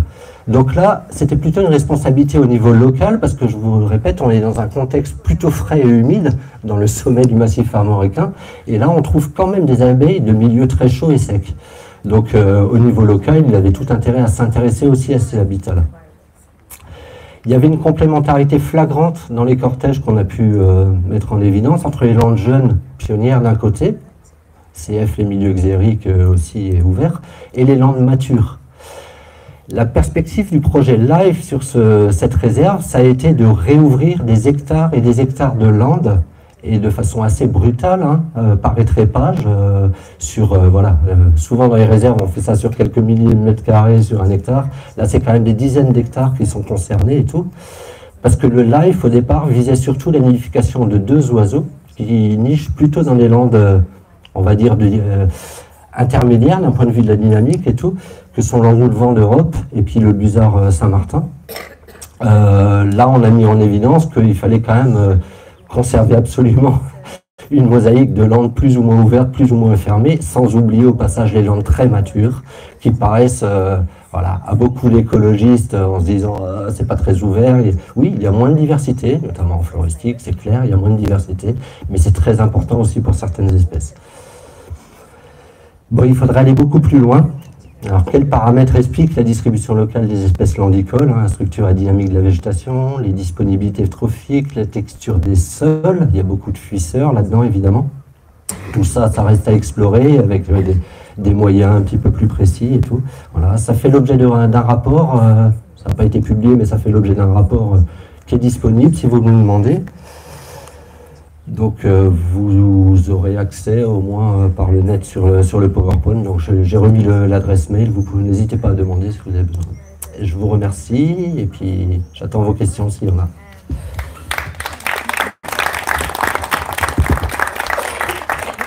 So we have the space for 2 very short questions and we make a change. So after these 2 questions, after the 2 answers, we will take our break.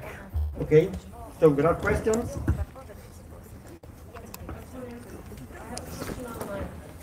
Oh, question online. Okay, how we can manage this? Can you hear me? Yes. So the question is, thank you, Franck. What are the different species of bees, the 15% that you mentioned in the last slide, and can you speak more about the moor conservation? You can repeat the question with the microphone, otherwise all the people... Sorry, Franck. Je vais avoir du problème à traduire parce que mon anglais est très mauvais, la question, mais je peux y répondre, je l'ai compris en tout cas. Ça sera beaucoup mieux fait avec toi, Joanne. Ah. Thank you, Frank, for that clear presentation. What are the different species of bees you refer to, the 15%? And can you speak more about moor conservation? Oui. Alors, quelles sont les différentes espèces d'abeilles dans les 40%? 15%. 15%, oui. Je comprends pas trop la question. Donc, il y a essentiellement des terricoles. Je ne sais pas si je réponds bien.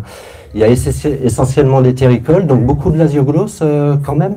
Et puis les andrènes qui vont être plutôt associées aux landes plutôt matures, mais pas toutes, clairement.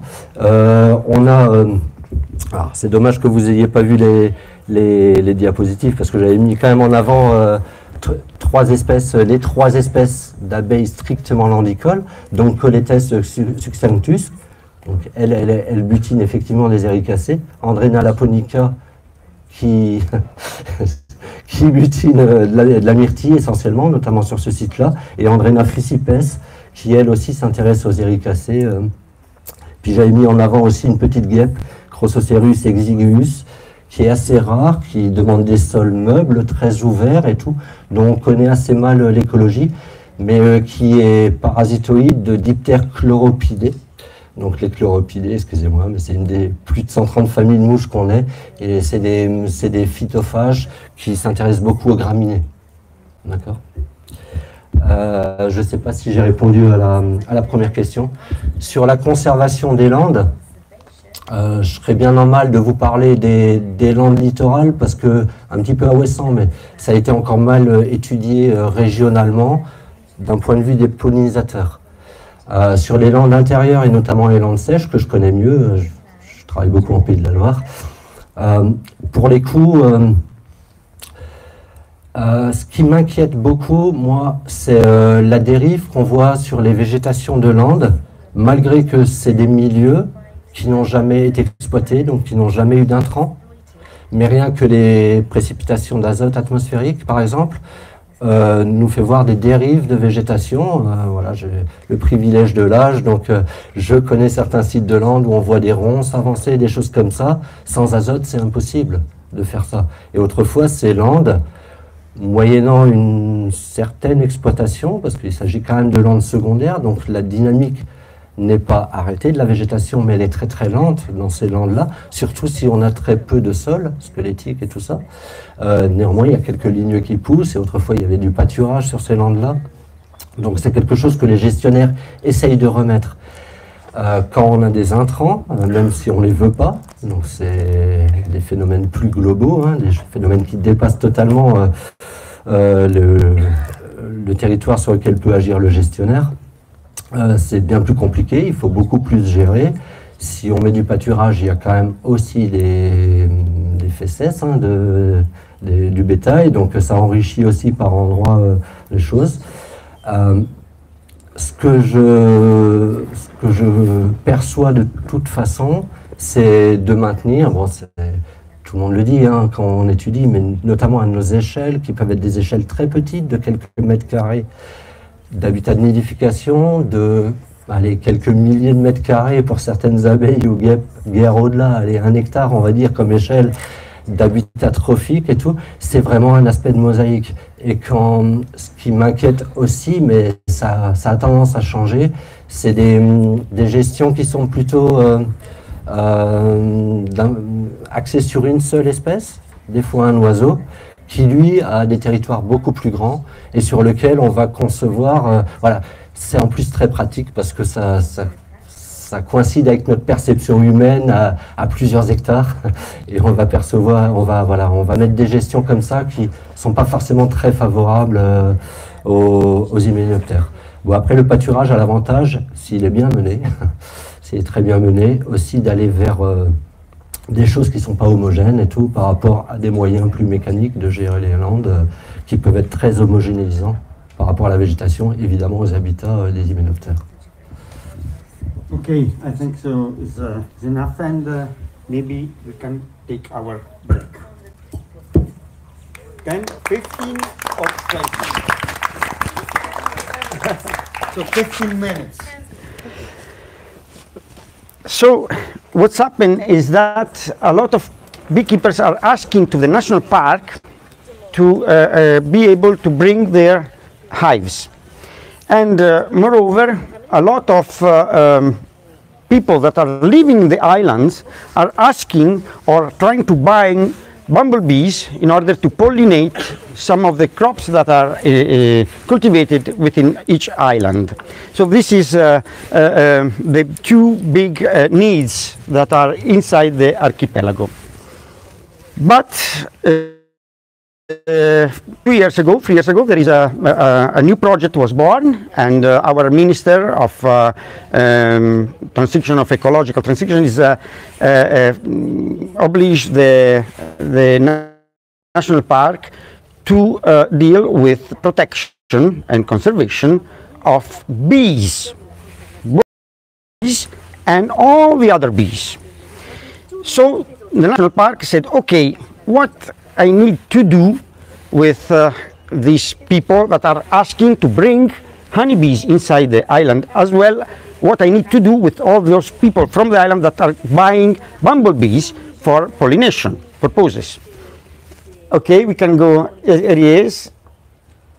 And so a national project was born, and a lot of scientists from the University of Italy were called in order to give a hand to try to solve this problem. The main goal was to contribute for a guideline to the managing of bees within this island. Okay. And again, so we in Pisa we are dealing with 3 islands. That's Capraia, that's Elba, and Giglio. But I will refer only from some results that we obtained from Capraia. Capraia is very similar to Groix. Is a little bit far from the coast, and is very near to the Corsica. And these islands are characterized by have all Bombus terrestris, with the exception of species Xanthopus and terrestris leaf, and also hybrids. And moreover, in Elba Island, one alien was detected, that's Megachile sculpturalis, that is a megachilid that is spraying throughout all Europe now. In this context, we start to make some observations and some experiments. First of all, we can go, okay, a little bit more. That's it. Is to try to understand something concerning trophy competition, interspecific trophy competition between honeybees and all the rest of the bees that are living inside the island. And this, of course, need to study by palynological analysis what is the pasture of these bees, in order to know which kind of pasture would keep on the population. We choose pollen for this reason, and not the relationship between flower and bees as nectar, but only pollen, in order to see which kind of reproduction we could have. Okay, the first result is very common. There is a very strong partition of pollen resource between honeybees and a large amount of solitary bees. What we did is 4 times per year we went to catch solitary bees, other bees, and collect pollen from them. There were flying wild bees, collect pollen from them, so only females, and collect in the same time, in the same place, also pollen from the hives, from these little traps, pollen traps, in order to make a comparison between pastures within the same time and the same space. And the result is a big partition. Where the honeybees go is not all the other bees go. This could be the result of a competition, but it could be also an adaptation, and is a sort of not competition in some way. We need to keep in mind that they are not aliens, so it's just like the Serengeti plan, where a lot of antelopes and zebra and giraffes are there. We can multiply quite a lot the antelopes, and maybe the giraffe will not get declining. So there is this big trophic partition. And the other thing that we are going to see is that we were very surprised to find in Capraia Island specimen of Bombus terrestris. that was not supposed to be there. And so we imagine that maybe could happen something like in Elba Island happens, a sort of hybridization between Bombus terrestris and Bombus xanthopus. So we went to check for bumblebees in this case, and what we found is exactly a sort of presence of hybridization between these two species. So it's very difficult to read there, but in Capraia we found queens, workers, and males of hybrids. So what we need to say is that 100 before, terrestris was detected in Capraia. Then no more reports about this. So the presence of this Bombus terrestris could be either the normal presence of this, or an introducing, accidental introducing, or an introducing by those bumblebees that are coming with commerce for pollination. This is very important because it's a borderline between what is allowed to do, make the nature, make its course, or if it's something to get against in order to save an endemism that is Xanthopus in Capraia. So this is very important to check if it's accidental or not. And there are implications also in a sort of political way in order to write what are the guidelines for managing this, or what we can allow to do or not. Okay, there are other two questions that arise, are the spillover, of course, of both bumblebees and honeybees to the rest of the bees inside the islands. In this case, we could have also spread of pathogens between honeybees, foreign honeybees and the local honeybees, but also a spillover with all the rest of the bees that are inside the islands. And the same happens for the bumblebees. The same problem is a parallel with bumblebees.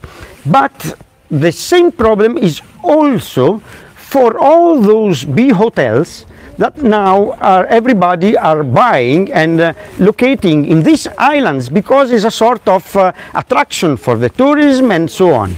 And in this case, these bee hotels are big amplified of some nest destroyers and endoparasitoids of bees. There are two kinds of problems. One is that with these bee hotels, big bee hotels, you are trapping bees that in normal case were nesting in other places. We concentrate them in a place, and we amplify, if we not manage them all the parasitoids. So in this case, bee hotels maybe need to be built with nests that are all openable in order to take care of what is inside. So there is another problem that arises in this case. So bee hotel and spread of parasitoids, and also attracting aliens, of course, like Megachile sculpturalis. Spillover in these two problems are in progress. And then what we already obtain is this partition of resources in one case, and this hybridization inside the island. So these are very small observations, very small results in a big archipelago that is, of course, interesting, and is very similar to the problems that could arise in all the island, just like in Groix. So thank you for your attention. This work is done by students of mine that are Chiara and Francesca. Some of you already met them in Pantelleria, so they are not here because we are involved in some research in the island, but also with wolves. We have a female that have puppets, and so they are all with photo traps and making their own work. So thank you very much again. How many time I kept? I was shorter or not? I gained time or not gained time? There are questions about this? Oh. Thank you for your presentation, and I don't think that I understood something. It's for the hybridation between Bombus terrestris and the other one, I forgot. Xanthopus. Xanthopus, and I didn't understand how do you want to determine if it's what is accidental or natural, and how do you determine if it's the one or the other? Yes, I need to say that Bombus terrestris xanthopus could be a subspecies, and the other one is Bombus terrestris. But several papers assess that these belong to two different species, so Bombus terrestris and Bombus xanthopus. I'm not really sure about this because the hybrids that we detect are there are queens and workers. The queens have big ovaries and big eggs, and workers not. So need to be assessed a little bit more. How can we establish that is accidental or not concerning the bumblebees that arrived? It's very difficult. But in Capraia, so only in this island, we were looking for all of the tunnels for crop, for tomatoes, and we make a census of agriculture, and seems that no commercial bumblebee get in. So how this Bombus terrestris was there? Or it's always be there, and for 100 years nobody detected, or it's arrived by migration. And the distances between the coast or the other island, not Corsica, okay, are compatible with a with the data reported in a very recent paper that show how these bumblebees could make long distance and make a mass migration. In this case, the presence of hybrids in Capraia is a natural topic, a natural thing, and so we just go ahead without any problem. If arrived with ferries, this is an accidental way of arrived, or commercial, but I think that we can exclude it. We need to say that on the coast we found some hybrids. So that means in one way the terrestris migrate to Capraia, but also on the continental part some xanthopus, or from Corsica or from Elba, or now also from Capraia, arrived directly on the coast. So we can't say if it's accidental or not, but this is important to assess in order to delimitate the rule or the guideline to route for the management of this kind of beekeeping, or so bumblebee keeping for our national park and our national laws. This is, I don't know if I answered the question. No. I'm tight, so. Thank you for your presentation. You said that you found some bumblebees from, I don't remember the name of the islands, but how far was from the coast the distance between them because it seems that they can fly very long time, and yes, the distances are 30 kilometers, 50 kilometers, 20 kilometers, but bumblebees are able to do this. I don't know if this was the question. Okay. Thank you. It's a really interesting talk. You were talking about the bee hotels. Do you think that these cavity nesting bees, they're limited by nesting resources or by foraging resources?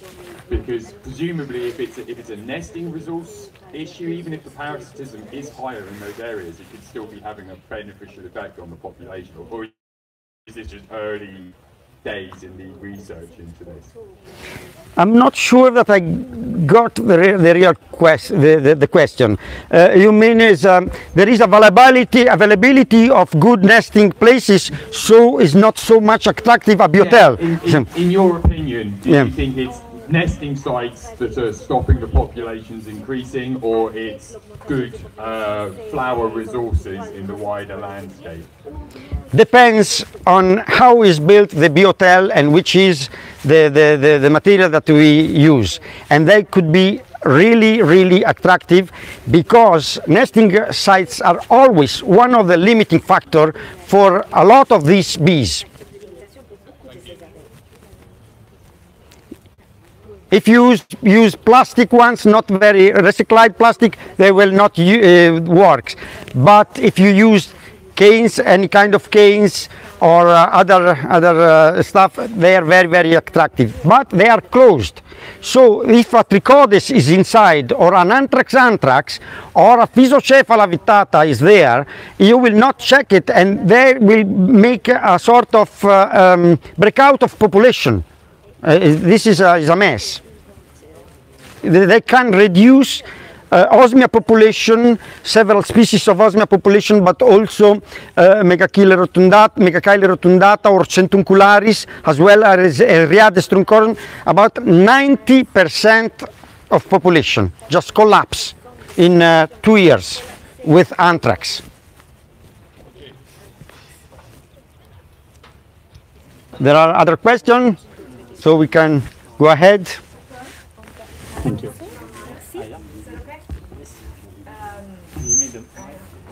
So I will take my moderator role. Well, there's one more question. Oh, sorry.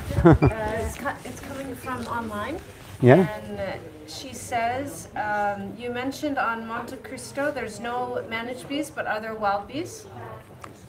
And the second question from another person is, your BioNet park protection study, do you look into competition, and why did you say there was competition, or maybe not? Why is it just because it's the beginning of the study and you're still looking for that? Yes. Thanks. Thank you.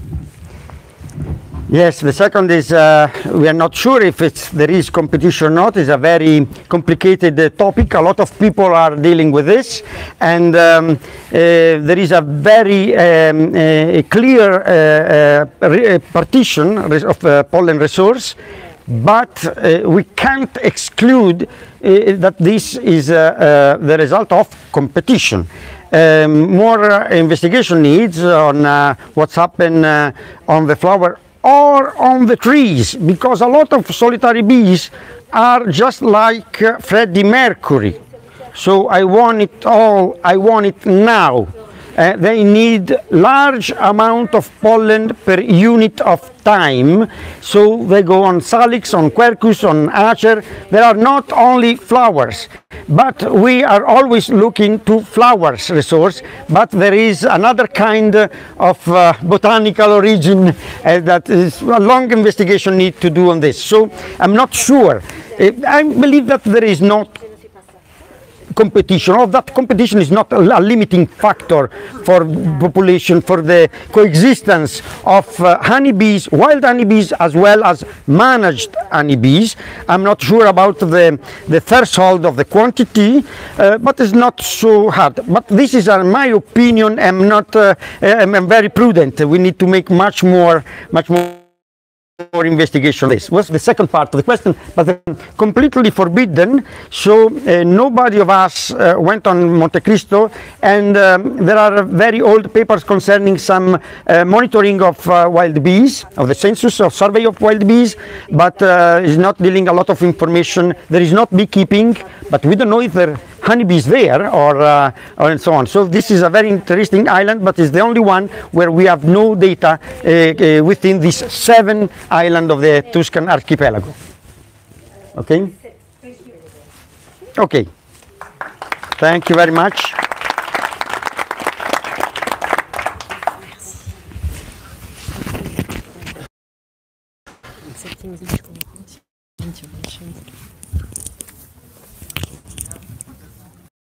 So we can, now is the turn of Fanny, Mondet and Yves Leconte. They're dealing with honeybees surviving Varroa structure infestation in France. Lesson we learned from 25 years of research. Both are working and very well known for their study on the relationship between Varroa and honeybees. So, who's the first? 20 minutes because you are in two. Yeah. 10 minutes.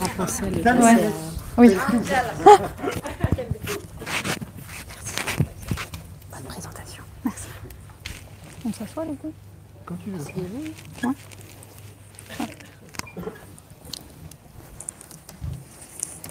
Merci. Bonjour à tous. Ça marche pas? Là, ça marche? Non. Oui? Ah ouais. Voilà. Ok. Il faut se gratter le menton avec la main. Bonjour à tous. Donc avec Yves, on va faire la présentation ensemble. Je vais faire un peu d'introduction générale en fait sur ce qu'on connaît dans le monde de différents travaux de recherche. Et puis Yves vous racontera l'histoire des abeilles survivantes en France. Donc juste rapidement pour commencer, pour ceux qui ne connaissent pas bien le varroa, donc c'est un acarien de l'abeille qui est originaire de l'abeille asiatique Apis cerana, avec lequel il a une relation hôte-parasite équilibrée. Donc qu'est-ce que ça veut dire? Ça veut dire que ça se passe bien entre les deux, parce que donc, en tout cas pour ce parasite, c'est un parasite obligatoire. Ça veut dire que pour toutes les étapes de sa vie, il dépend de son hôte, donc l'abeille. Et du coup, d'un point de vue évolutif, le parasite, bien sûr, n'a pas intérêt à tuer son hôte, parce que sinon, il se tue lui-même. Et donc, le varroa a fait un changement d'hôte vers l'abeille domestique qu'on connaît chez nous, donc Apis mellifera. Et aujourd'hui, donc, ça représente la principale menace biotique, comme on l'a déjà entendu ce matin, pour les abeilles domestiques. Et il est un peu partout dans le monde, comme vous voyez ou pas sur cette carte, mais en tout cas, il est partout dans le monde, sauf quelques rares zones, donc, notamment sur des îles. Mais il y a des exemples récents, hein, comme à Ouessant, juste à côté, où le varroa est arrivé. En Afrique, on manque de données sur certains pays, mais il est quand même assez présent. Et il y a l'Australie qui est ou était dépourvue du varroa, parce qu'il y a le varroa qui vient d'être détecté dans le pays, et a priori, ils sont en train d'essayer de l'éradiquer, mais ça risque de ne pas marcher. Enfin, on saura ça dans le mois qui vient, a priori, d'après les collègues australiens. Donc en fait, la relation entre l'abeille et le varroa, c'est pas aussi simple que juste une relation bipartite, parce que le varroa transmet ou favorise la transmission de certains virus de l'abeille. Et souvent, donc les colonies qui sont infestées par le varroa et qui meurent, ne meurent pas de l'infestation directe par le varroa, mais des infections virales qui sont transmises. Donc ça nous complexifie un petit peu la tâche pour comprendre ce qui se passe. Mais donc en tout cas, ce qu'on sait et ce qui fait pour le moment le succès du varroa chez l'abeille mellifère occidentale, c'est que le varroa se reproduit dans le couvain, et notamment dans le couvain d'ouvrières. Et donc ça, la conséquence de ça, c'est que quand on a une colonie qui est dynamique, par exemple au printemps, qui va se développer et faire beaucoup de couvains, ça va donner beaucoup de lieux de reproduction au varroa, et donc ça va avoir pour conséquence que la population de varroa augmente. Et donc en fin de saison, on peut se retrouver avec des populations de varroa très conséquentes. Et dans la plupart des cas, si on laisse faire, la colonie meurt. Donc il y a des traitements qui ont été développés depuis les années 80 en Europe où le varroa est arrivé. Ça a permis de limiter les pertes de colonies. Ce qu'il faut voir aussi, c'est que le fait que les apiculteurs utilisent ces traitements, ça empêche de voir des mécanismes évolutifs qui seraient en jeu, puisque toutes les colonies sont autorisées en quelque sorte à survivre. On les suppose toutes sensibles au varroa, mais parmi celles-ci, il y en a peut-être certaines qui se débrouillent bien face au varroa, alors qu'ils sont résistantes ou pas, ou tolérantes ou autres, mais qui se débrouillent, mais ça, on ne peut pas forcément le voir. Donc c'est important de l'avoir en tête. Oui, et donc voilà, ça c'est ce que j'expliquais, tu peux avancer, Joanne. Et donc ce qu'on connaît dans le monde, donc il y a quand même, alors la carte n'est pas forcément ultra exhaustive, mais on a entendu parler par exemple des travaux de Tom Sillier tout à l'heure, mais de différents chercheurs et personnes, naturalistes, etc., ont identifié des populations soit sauvages, soit domestiques, dans des ruches, qui sont capables de survivre aux varrois. Donc ces travaux remontent au début des années 80 et jusque très récemment. Donc on en a identifié un peu dans finalement toutes les régions du monde où le varroa est présent.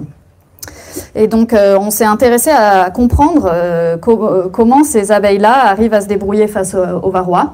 Donc il y a deux grands mécanismes. Il y a la tolérance. Donc c'est quand un hôte va se débrouiller juste en n'étant pas affecté par le parasite. Donc il peut avoir beaucoup de parasites, mais ça ne va pas affecter sa fitness, sa santé de manière globale. Et au contraire, la résistance, c'est quand un hôte va être capable de développer des défenses contre le parasite et de maintenir la population de parasites en dessous d'un certain seuil qui serait dommageable pour lui. Et donc dans le cas du varroa, il y a différents facteurs qui ont pu être identifiés. Donc des facteurs, les pratiques apicoles par exemple. Il y a aussi l'essaimage qui est un facteur très important qui a été identifié. Ça va trop vite, mais c'est pas grave. On a également des facteurs, en fait l'abeille est capable de développer des défenses et notamment les comportements sont très importants. Et donc, les abeilles adultes vont être capables de détecter le parasite, donc soit sur elles-mêmes, soit sur des congénères adultes, et de s'épouiller. Mais sur l'abeille occidentale, ce qui est surtout très développé, c'est le comportement hygiénique. Donc, en fait, les abeilles adultes vont être capables de détecter la présence du varroa dans le couvain, à un stade où l'abeille est dans son cocon. Donc, le varroa, il est planqué, il est peinard, il peut faire ce qu'il veut. En plus, il est capable de mimer chimiquement l'odeur des abeilles, donc il passe incognito. Mais voilà, on sait que dans certains cas, les abeilles arrivent quand même à détecter qu'il y a quelque chose qui ne va pas. Et là, elles vont nettoyer le contenu des alvéoles. Et du coup, ces varrois-là ne vont pas se reproduire et ne vont pas participer à augmenter la population de varrois dans la colonie. Il y a d'autres mécanismes qui ont été décrits, comme le recapping. Donc là, les abeilles détectent qu'il y a quelque chose qui ne va pas, mais elles ouvrent l'alvéole et elles la referment. Et on a pu montrer que ça impacte aussi la reproduction du varroa. Et c'est un mécanisme assez intéressant parce que c'est moins coûteux pour la colonie, vu que les abeilles n'ont pas besoin de sacrifier un de leurs bébés au passage. Enfin, même si ce n'est pas elles qui les ont pondus, mais un de leurs congénères en tout cas. Et donc ces différents mécanismes-là, ils peuvent aboutir à ce qu'on appelle l'absence de reproduction des varrois, donc des varrois qui ne se reproduisent pas ou moins, et donc qui ne contribuent pas à ces populations. Et bien sûr, donc ça, c'est des mécanismes qui sont développés par l'abeille. On sait que la génétique du varroa, enfin les caractéristiques du varroa lui-même peuvent aussi influencer sa reproduction, s'il est vieux ou certaines lignées de varroa pourraient être moins capables de se reproduire. Et bien sûr, il ne faut pas oublier que l'environnement, là-dedans, joue un rôle très important à tous les niveaux. Et dans l'environnement, on peut inclure les pratiques d'apiculture. Donc on a regardé, enfin on a fait une étude de littérature, on a regardé toutes les études qui avaient observé des populations qui sont non traitées, en tout cas pour celles qui sont maintenues dans des ruches, non traitées depuis au moins 2 ans et qui avaient essayé de regarder ce qui se passe. Et donc on a regardé tous les caractères et donc vous voyez rien, mais faut me croire. Donc le caractère qui revient le plus souvent, c'est donc le SMR, ce qui est l'absence de reproduction des varrois. Et le deuxième caractère qui est assez important, c'est aussi donc le comportement hygiénique vis-à-vis du varroa. Le grooming aussi, donc l'épouillage a été assez décrit, et le recapping, donc la réoperculation après ouverture. Alors, ces conclusions-là, elles peuvent être un peu biaisées parce que si on regarde quel type de populations ont été très étudiées, on voit que les populations d'abeilles africanisées ont été beaucoup plus étudiées que les autres. Et on sait par exemple que chez les abeilles africanisées, l'épouillage est un mécanisme qui est très efficace, alors que, bon voilà, on n'a pas d'abeilles africanisées ici. Chez les abeilles domestiques qu'on a en Europe ou en Amérique du Nord, par exemple, l'épouillage semble moins important. C'est à toi, Yves. Attends, il faut que je te passe ça. Perfect clean time. Compliments. Ok, donc maintenant je vais vous raconter mon histoire qui commence quand j'étais un petit garçon. J'ai grandi dans l'ouest de la France, à côté du Mans, et là dans une ferme qui était assez favorable aux abeilles parce que c'était des petits champs avec beaucoup de haies, beaucoup de vieux arbres justement, et notamment des châtaigniers centenaires ou tricentenaires, beaucoup de châtaigniers comme ça. Et donc, j'ai eu ma première ruche quand j'avais 12 ans parce que j'avais bien travaillé en classe et maman m'a offert ça. C'était mon cadeau que je lui avais demandé. Et depuis, forcément, je connais bien les abeilles dans ce coin-là puisque j'ai grandi là. Et tout allait bien. J'avais quelques ruches et je connaissais notamment au moins une trentaine de colonies sauvages. Il y en avait beaucoup dans ces vieux châtaigniers, mais aussi dans les cheminées de vieilles fermes, etc., aux alentours. Et tout allait bien jusqu'à ce que le varroa est arrivé en 82. Et donc là, ça a été la catastrophe parce que toutes ces colonies sauvages, elles sont mortes dans les 2-3 ans après. Et puis voilà, donc c'était triste. Il fallait traiter nos colonies à l'époque. On a fait comme on pouvait. Et puis, c'est plus de 10 ans après, ces colonies sauvages sont réapparues dans les troncs d'arbres, dans les châtaigniers que je connaissais. J'ai trouvé ça intéressant et j'ai aussi récupéré des colonies de personnes, de grands-pères qui étaient morts et qui avaient laissé leur colonie depuis très longtemps et qui n'avaient pas été soignées, quoi, et qui survivaient. Donc j'ai trouvé ça intéressant et pendant plusieurs années, j'ai commencé à les suivre. Puis elles ne voulaient pas mourir. Et puis comme moi j'étais parti à Avignon, donc c'était à l'autre bout de la France, je me suis dit, je vais pas, mes quelques colonies, enfin j'avais une quinzaine de colonies là-bas, je dis, je vais pas les nourrir, et puis je vais pas les traiter contre le varroa, pardon, et puis je vais regarder ce qui se passe. Et puis elles ne voulaient toujours pas mourir.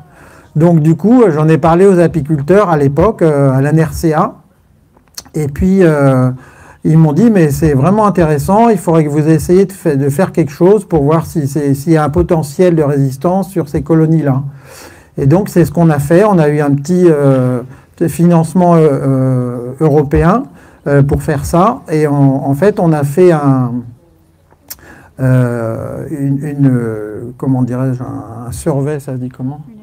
Oui, une étude pour ce qui se passait en France. Et en fait, grâce aux journaux apicoles, on a demandé aux apiculteurs s'ils ne connaissaient pas des colonies qui n'étaient pas traitées depuis au moins 2 ans, 3 ans, et qu'on pourrait nous récupérer, soit acheter, pour essayer de savoir si ce phénomène de résistance s'installe en France ou pas.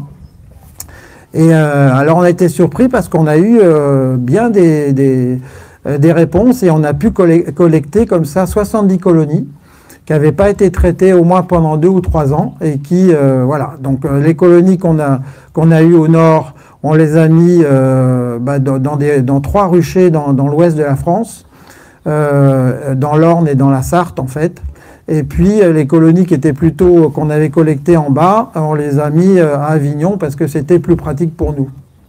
Et on les a suivis tout simplement en marquant la reine pour savoir si la colonie avait essaimé, et puis avec 2 visites mensuelles.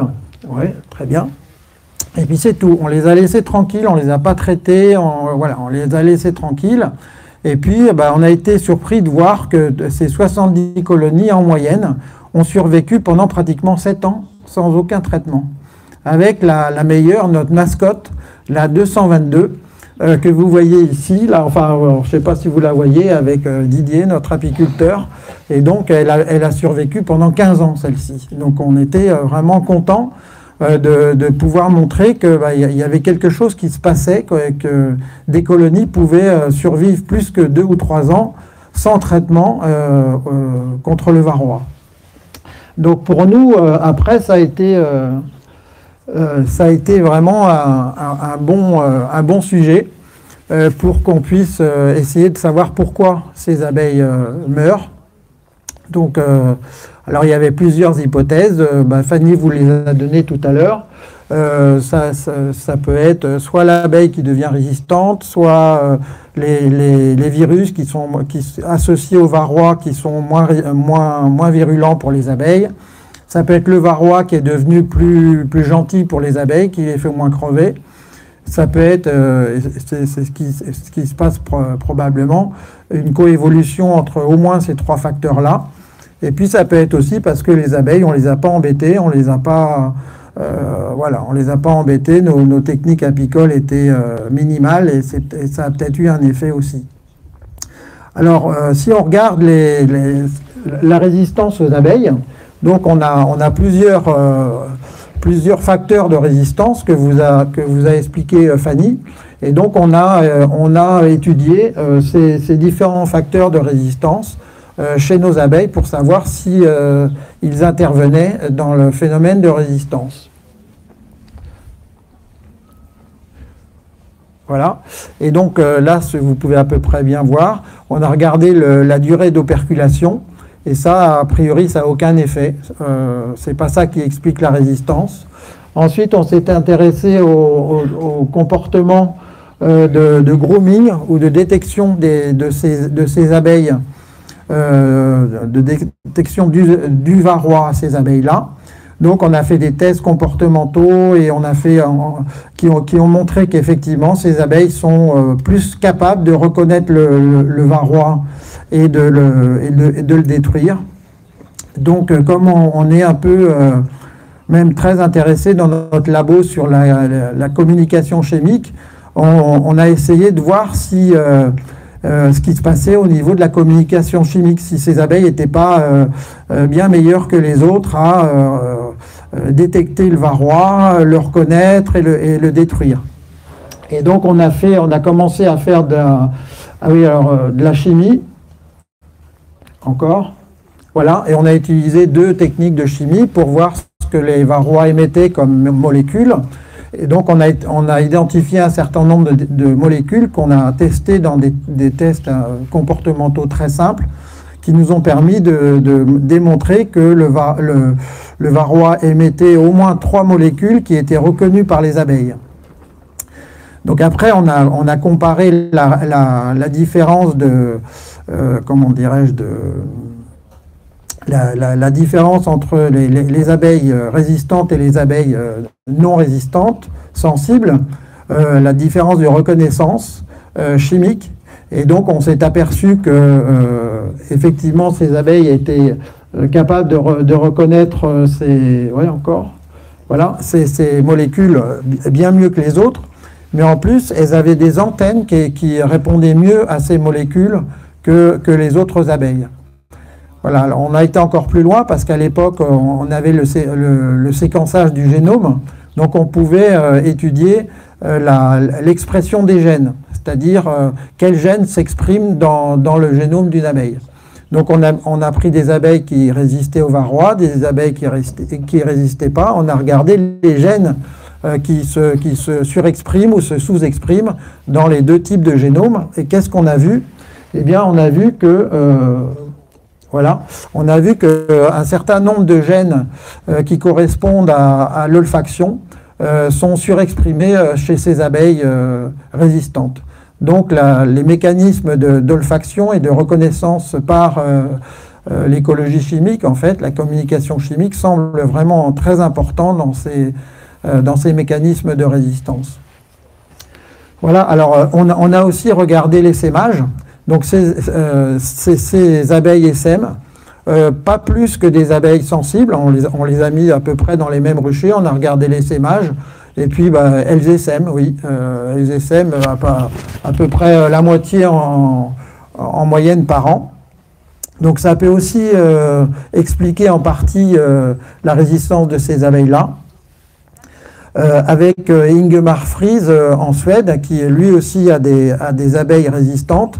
On a regardé s'il y avait des différences de reproduction du varroa dans le couvain d'abeilles résistantes ou pas résistantes. Et effectivement, il y a une claire différence. Et nos abeilles qui résistent, chez nos abeilles qui résistent, le varroa se reproduit beaucoup moins, comme sur les critères que vous a expliqué Fanny tout à l'heure.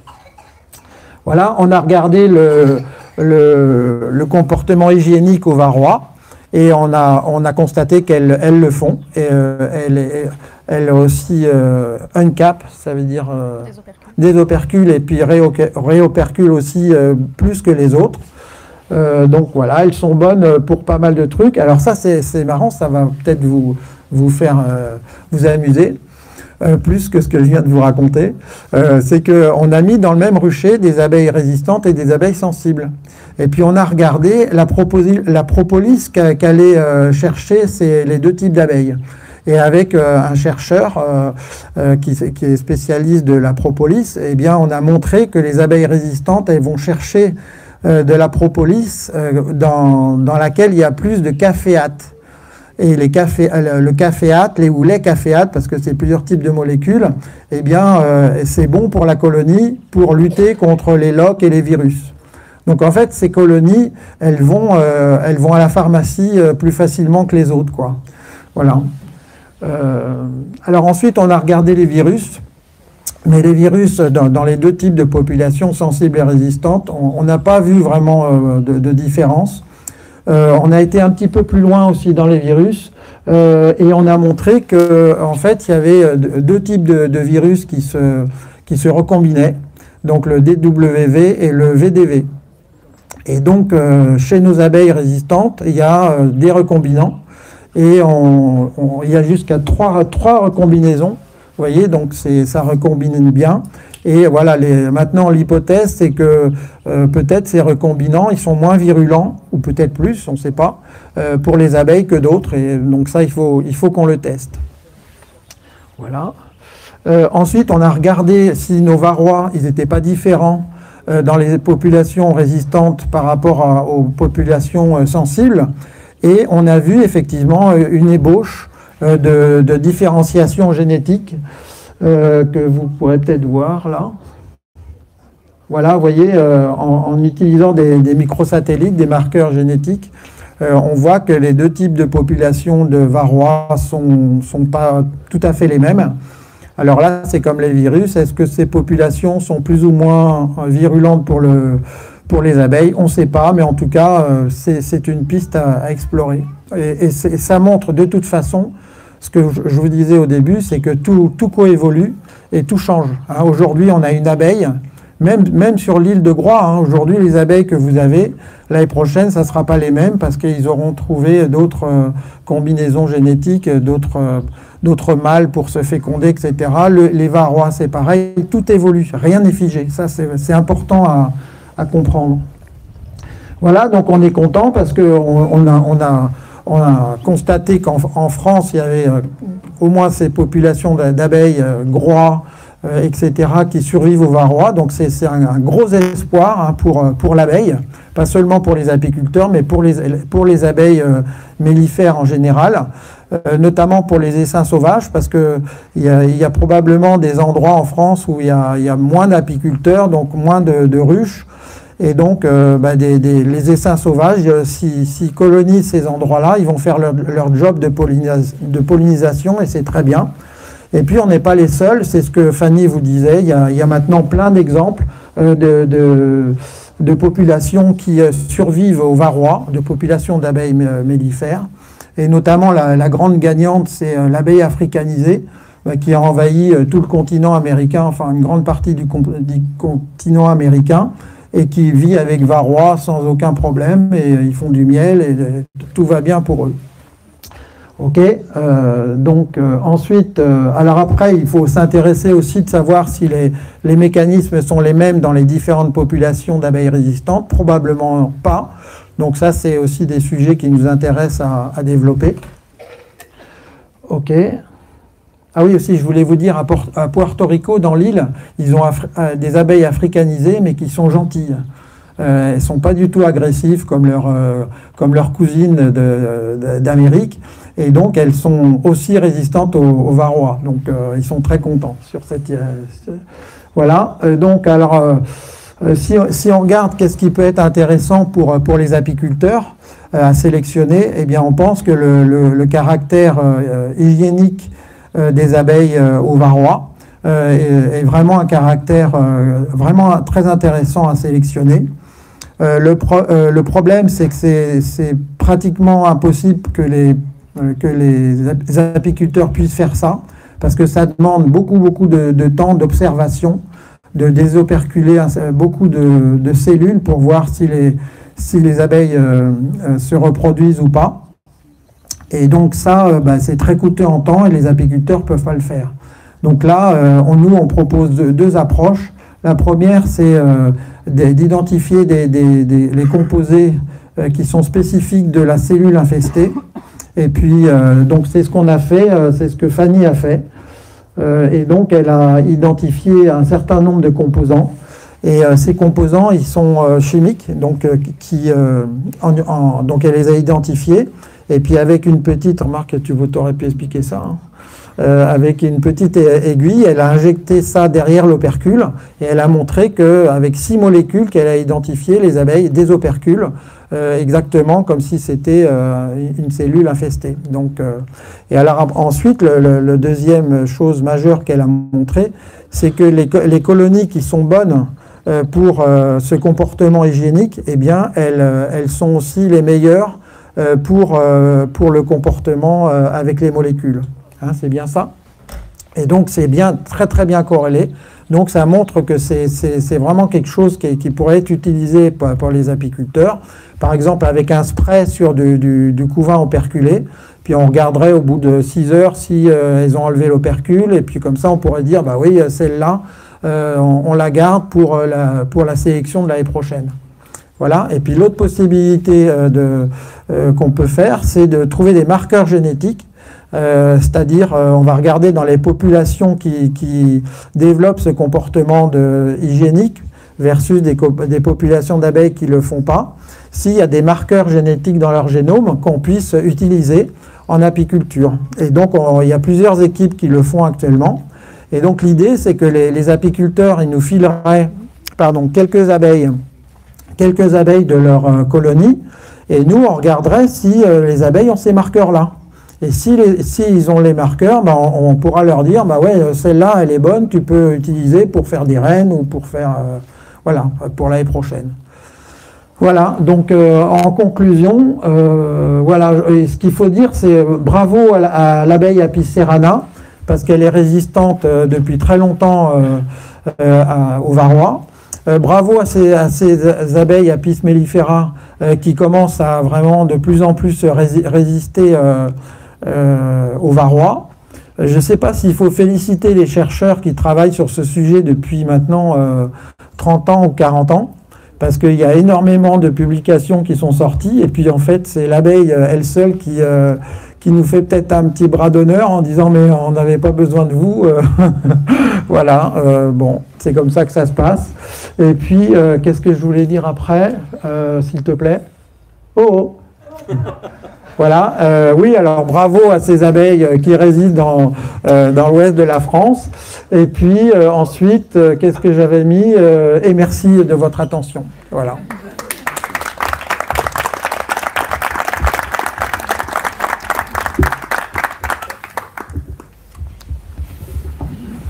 So there are questions. Fabrice.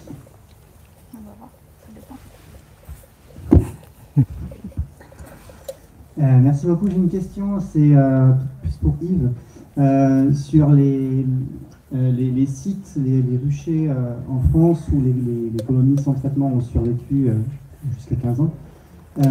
Est-ce que les apiculteurs qui sont à proximité ont aussi subi des pertes de façon similaire à ce qu'on connaît dans d'autres sites? Et est-ce que, en gros, ce ne seraient pas des super sites?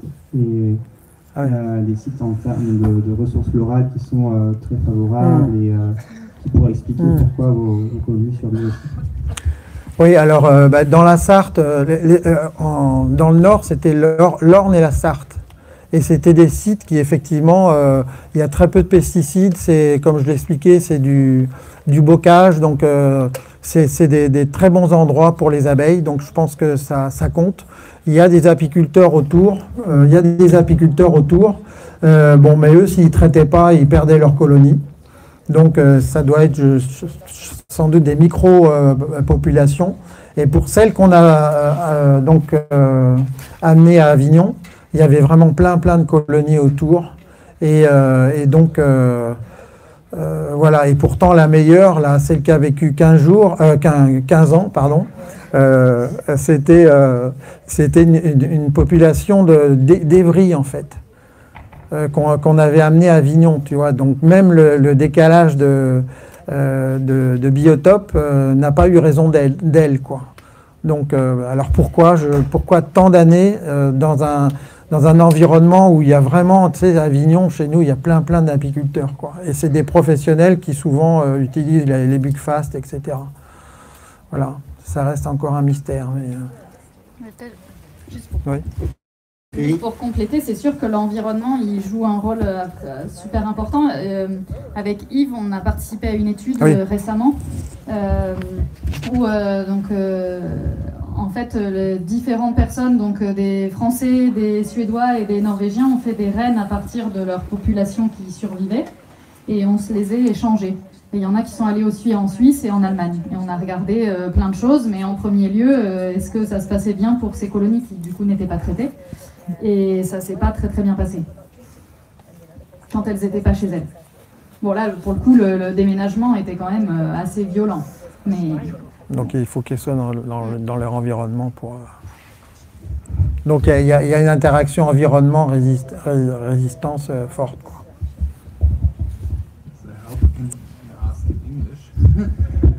You said that you found out that the populations of honeybees that are more resistant to varroa can smell the varroa mites much better. But what is the consequences? What do the bees do after they have detected varroa? Do they take any action? I don't understand how that... Yes, they do more grooming behavior. And they do more VSH, hygienic resistance behavior, and uncapping, recapping behavior. Yeah. Yes, another question? Thank you very much. Very good presentation. I would like to ask, in the case of Africanized bees in the Americas, which was the role of the wild colonies in spreading this genome of African bees, and so this tolerance to varroa, and these wild bees can be a resource also in other situations, in other countries. Yeah, when it was introduced in South America, these Africanized bees took the place of the local honeybees. And it was a problem because they were very aggressive, but they were resistant to the varroa mite because in fact they were from Africa. They were scutellata bees. And the scutellata bees in South Africa, they are resistant to the mite. So they introduced a honeybee population which was already varroa resistant. So and they spray all over the continent, not so in south or north, but in the middle of the continent they spray everywhere. And basically they replace the local honeybees. And if I understand, there is still some trace genetic trace of local honeybees in the Africanized genome, but they are mostly African, Scutellata bees at the moment. Is it okay? It is what you want? You say would it be possible to use them in another continent? No. The spread of these Africanized bees was not by beekeepers that No. multiplied, but Yeah. they escaped and made They escaped. They were colonies and then reliving colonies. Yeah, they escape, and American people. We should not make fun of them, but they tried. Oh, thank you. Run away. And so they tried to. They say, okay, in the Panama we will stop them. So they put traps everywhere, but they were so good for swarming those colonies that they couldn't avoid that, and they passed the Panama border, and they went up to Mexico and South United States of America. So nature distribution was better than the powerful American beekeeping. Yes, exactly. Yeah.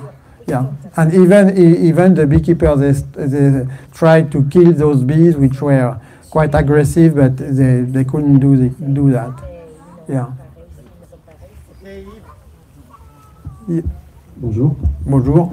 J'ai deux questions. La première, c'est parmi les 70 colonies que vous aviez collectées, s'il y avait, quelles étaient en fait les races représentées au sein de ces 70 colonies et la deuxième, c'est, je voudrais savoir ce que vous pensez des protocoles c'était noté stratégie d'une sélection, stratégie de sélection d'une abeille résistante au varroa par Randy Oliver, l'apiculteur américain et biologiste.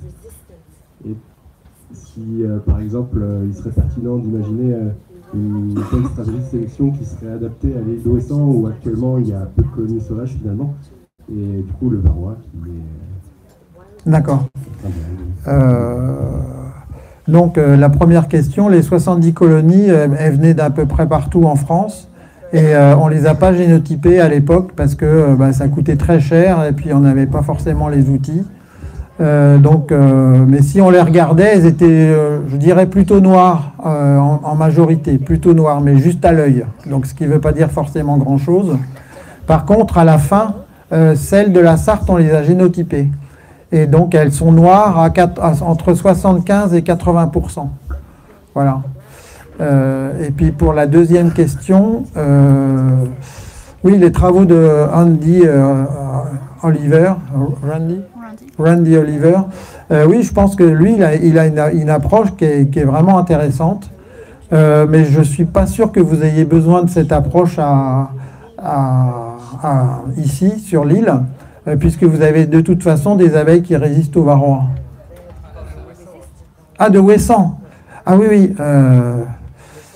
Ah oui, excusez-moi, je crois que j'ai confondu Ouessant et Groix, pardon. Tu vas te faire descendre. Oui, il ne faut pas.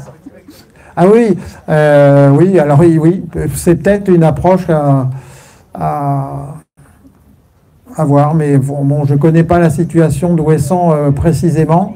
Vous n'avez pas forcément un cheptel très important, donc il faudrait peut-être voir ça aussi en intégrant les problèmes de consanguinité. Mais oui, en tout cas, ce que fait Randy, je trouve que c'est bien, mais ça demande beaucoup de temps sur le terrain. Voilà. Okay, there is more question from the online section, so run.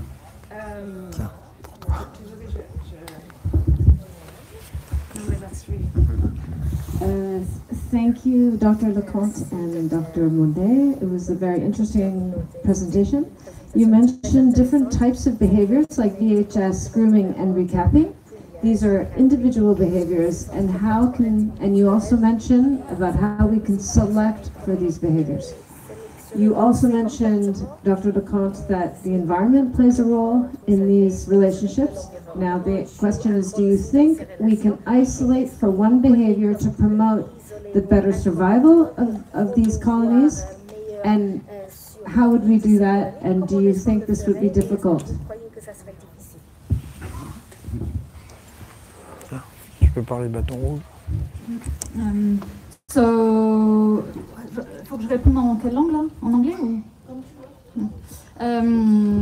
Du coup, donc oui, on pense que sélectionner sur le VSH peut être une aide. Après, comme on a dit tout le long de notre présentation, il faut associer plusieurs caractères, des conditions environnementales favorables, peut-être des abeilles qui sont très hygiéniques et qui arrivent à se débarrasser du varroa.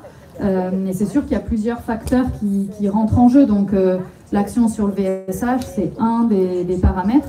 Et ça pourrait être associé notamment à regarder si les populations de varroa se développent beaucoup au cours de la saison et de développer des colonies qui combineraient les deux aspects. Et c'est un peu ce qui a été fait aux États-Unis. Donc les pionniers, ceux qui ont découvert ce comportement, donc c'est John Arbaugh et Jeffrey Harris à Bâton Rouge en Louisiane. Et du coup, depuis les années, je crois qu'ils ont commencé en 99, donc ils ont commencé à suivre des colonies, un peu comme a fait Yves. Enfin, ils ont collecté des reines un peu partout aux États-Unis, ils les ont mis dans un endroit et ils les ont pas traitées, ils ont regardé ce qui se passait et ils ont vu qu'il y avait des colonies qui avaient le varroa qui se développait pas beaucoup. Et donc après, dans les années suivantes, ils ont combiné différentes choses. Ils regardaient la capacité des abeilles à être hygiéniques, la capacité du varroa à se reproduire ou pas, et la quantité de varroa qu'il y avait dans les colonies. Et en combinant ces facteurs, ils ont réussi à obtenir des populations qui sont résistantes et qui aussi répondent aux attentes des apiculteurs professionnels, puisque a priori qui produisent du miel. Pas trop, pas trop.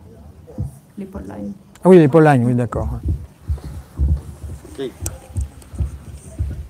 So this was the last. Hello everybody. I'm really very happy to be here with you, especially in this nice, a little bit chilly, but very nice and natural atmosphere. So, okay. Unfortunately, yes, we have this small problem and you cannot see the slides, but I will follow them on my phone, and when it's absolutely necessary, I will describe, and then maybe we can try to play the videos, maybe, if you can say something. So I was asked to give you a talk about the effects of agriculture and agricultural policies, and especially pesticides. But don't take me wrong. I don't believe that it's only pesticides and the agricultural policies that they have an effect on biodiversity of insects, pollinators, and mainly bees. But there are also other factors, and I will explain a bit further down. So, of course, we hear so many nice things this morning, and so good explanations and scientific evidence of why we ended up, especially the last 30 years, with this kind of loss of biodiversity on insects, especially pollinating insects, that I question now what new I have to tell you. But well, yeah, I fully agree, and the thing is that it's not only the diversity of the insects and the pollinators. It is not only for the production of the food and the pollination of the crops, because sometimes this, as we hear also before, sometimes we can manage this with the honeybees when we transfer them. But the wild pollinators, they also pollinate the wild flora, and honeybees are not good for the wild flora if they are not very rich and numerous. So we really need them, and this will make our world not only more profitable but also more beautiful, because there is beauty in the biodiversity of the plants, also in the biodiversity of the insect. Now, in my mind, I have 3 different types of deserts. This is how I categorize the anthropogenic activities that they bring a loss of biodiversity and destruction on our environment. from one side we have the natural desert, the deserts where no plants exist, and we accepted this one, and we try in the periphery of this desert to do something in order the people will have something to eat. But this is something which is acceptable. From the other side, the second type of deserts in my mind is what we call the green deserts. And we already hear this morning about that. And the green desert, it's when there are huge areas of agricultural crops. Could be one particular crop. It could even be a crop that it's not attractive to the bees, so does not give like arable crops that they don't give any food to the bees, but it could be only one particular flower in one particular time of the year. So again, this needs a lot of attention, a lot of herbicides, gives food only for one particular period, and maybe does not attract all insects and all pollinators. And in this one, I also include, because this is kind of the agricultural practices that we apply, I also include the all the other activities, the cutting down of the trees, the erosion and the disturbance of the soil that we do, so we disturb the nesting sites, and also, of course, the use of the pesticides. And many times people hear me talking about pesticides. That's why I started saying before that it's not the only reason why we have losses, but I will concentrate on this particular aspect today. So let me follow my notes because I cannot really see there. I try to put down in the slides something that I found really very good in David Golson's publication, that there's the bee in the middle and then all the factors around, a publication from 2015 or 16, I think. And there you can see, of course, that they are the pesticides, it's the anthropogenic activities, and they are the diseases, because solitary bees are the pollinators, but also the honeybees. We are very well knowledgeable about that. We have quite a lot of parasites and microorganisms that we need to fight. We just hear how our bees are showing their way to fight varroa with more natural ways. So yes, there are many other reasons, but agricultural practices, it seems that they get very much of attention also from the scientists, because we try to see the effect. And from what we have seen for the last 2 decades is that we do have declines on all insects, but also on honeybees, not only on the wild bees and other pollinators, but also on honeybees, on population level. Although the beekeepers, they try every year to keep the population of the beehives high.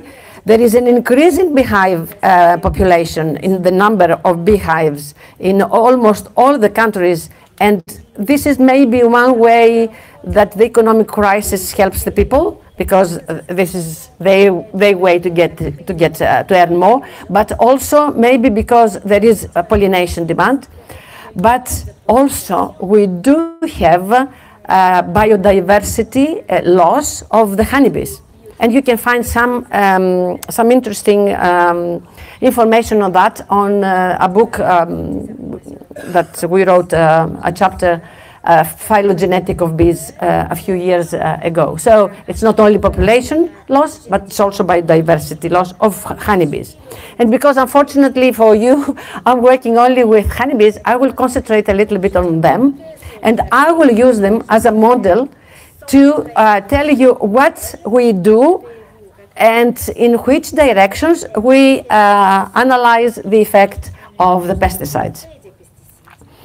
So, and then we can discuss, if you wish, if honeybees could be a model and for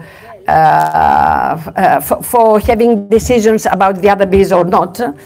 But we can discuss this at the end. So we are running experiments on laboratory under tunnels, and outside in the field. And in fact, this way, we can have a big range of results.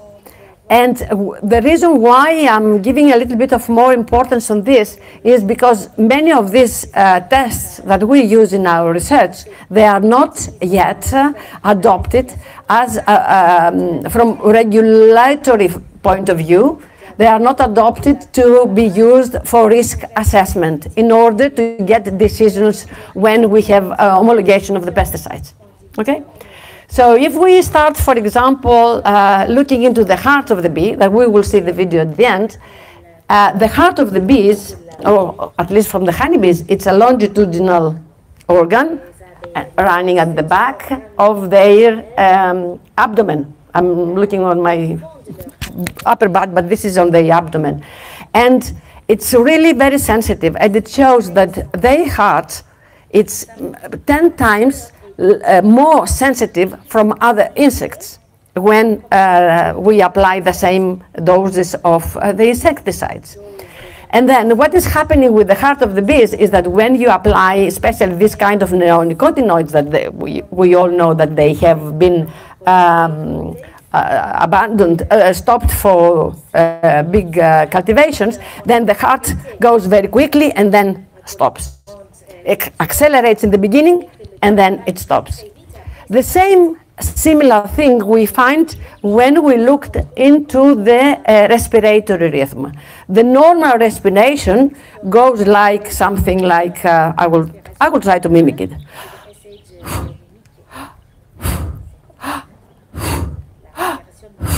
Normal. And then when you apply these pesticides, the respiration of the honeybees goes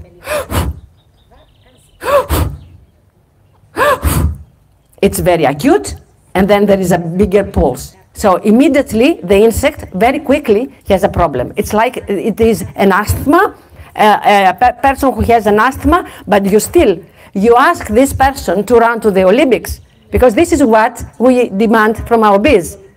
To fly, no matter what is the weather, to fly and coming back with their belly full of honey or their legs full of pollen, which is more weight to bring back to the colony. Let's go then to something else, another tissue in their body, which is the fat body. The fat body is very important for the immune system, but also for their longevity. And what it happens with the fat body is that first, the quantity is reduced and the quality is reduced. So at the end, the bees are losing in both ways, immunity and also less life. I'll take you now to the hypopharyngeal glands. The hypopharyngeal glands in honeybees, they produce the royal jelly, okay? And what we found is that immediately you give them this kind of neurotoxic substances. It's not only neonicotinoids, there are also others that they have not been banned yet, like sufloxaflor, for example. Immediately, we have a kind of 15 to 20% reduction. If a nurse bee has 15 to 20% reduction, means that it is immediately, instead of a nursing bee, becomes a forager. This is what it happens in reality. First, does not produce royal jelly in the quantities we want, and second, it is like it is older in life. But if we translate that and it's 3-4 days in their life, can you imagine a bee that during the summer lives 25, let's say, days to have a reduced life of 3 days? This is not good for the colony. Maybe the colony will not collapse, but cannot be the same way productive. I'll take you to another example. We measure the development of the colony, how the colony develops in population and in brood, and we see that very quickly, but not if you monitor for 2 months only, but you need to monitor for later, for 6 months, then you see the reduction of the population of the colonies. And what about the temperature, the thermoregulation? The bees need a particular thermoregulation temperature for their brood, probably also the wild bees as well. And what we figure out is that although during the lunch time, which is warmer time of the day, they might try to compensate with the loss of the temperature. In the morning, 8 o'clock in the morning, they cannot. And the brood temperature goes down, so much down that at the end we have loss of brood. Let me see what else I have here because I forget. There are some different methods, and I only concentrate on the ones that I was collaborating with other people. We also have seen that there is effect on the hygienic behavior. There is a reduced hygienic behavior, and also there is loss of queen earlier in their life if we apply the toxic substances. Then think about the viability of the sperm on the drones, and I'm not talking about the quantity of the eggs for the queens. The viability of the sperm for the drones is reduced, and we also have a kind of incidence of replacing the queen because finally the viability of the sperm was reduced. We also measure the quantity of the protein in the whole body of the bee, but also the proteins that they are particularly proteins for the royal jelly, and they are also altered a few months later if you measure them before or after the bees are fed in the field or in the laboratory. And think about when I make this separation, field and laboratory, I mean that in the laboratory you know how much of this particular contaminated food the bee is taking. In the field you have the colonies and you feed them. And you have your control colonies just next to them, left and right from me. But they are also free to forage around. So the effect of the pesticide, when you give them pesticides, the effect is diluted because they also collect from around, and it could be normally not contaminated or not contaminated in that quantity. But still, in this case, we also have similar results. And the last one, because I would like to stop here, I already took a lot of time. The last one is, in one particular experiment, we looked into tunnels. We had the bees in tunnels, and 12 meters, we keep them in one side, we feed them in the other side. That way, we force them, although honeybees do not like to fly well in the tunnels, we force them to go to the other side of the colony, of the other side of the tunnel to get the food. And then we open the tunnel, and after 1 week, we let them go out to see if they could find the food outside, and then to see if they remember to find the door of the tunnel to come in. Interesting, they do not find the door to go home. They are lost. They are lost outside because this way they lose orientation. So that means that these neurotoxic substances, they do have an effect on their memory and learning ability. So, one last slide was about the enzymes, that they are the enzymes responsible for the detoxification. They are in every organism, in every insect, and some of them they are getting so much messed up. It's like a person who has a diabetes, because this is a metabolic effect. And at the end, some of them they are increased, some of them they are decreased, but at the end the bee has lost the ability to detoxify, the ability to be able to fight the stress, any kind of stress, because there are also heat can also be a stress to the bees. So I would like to stop here now.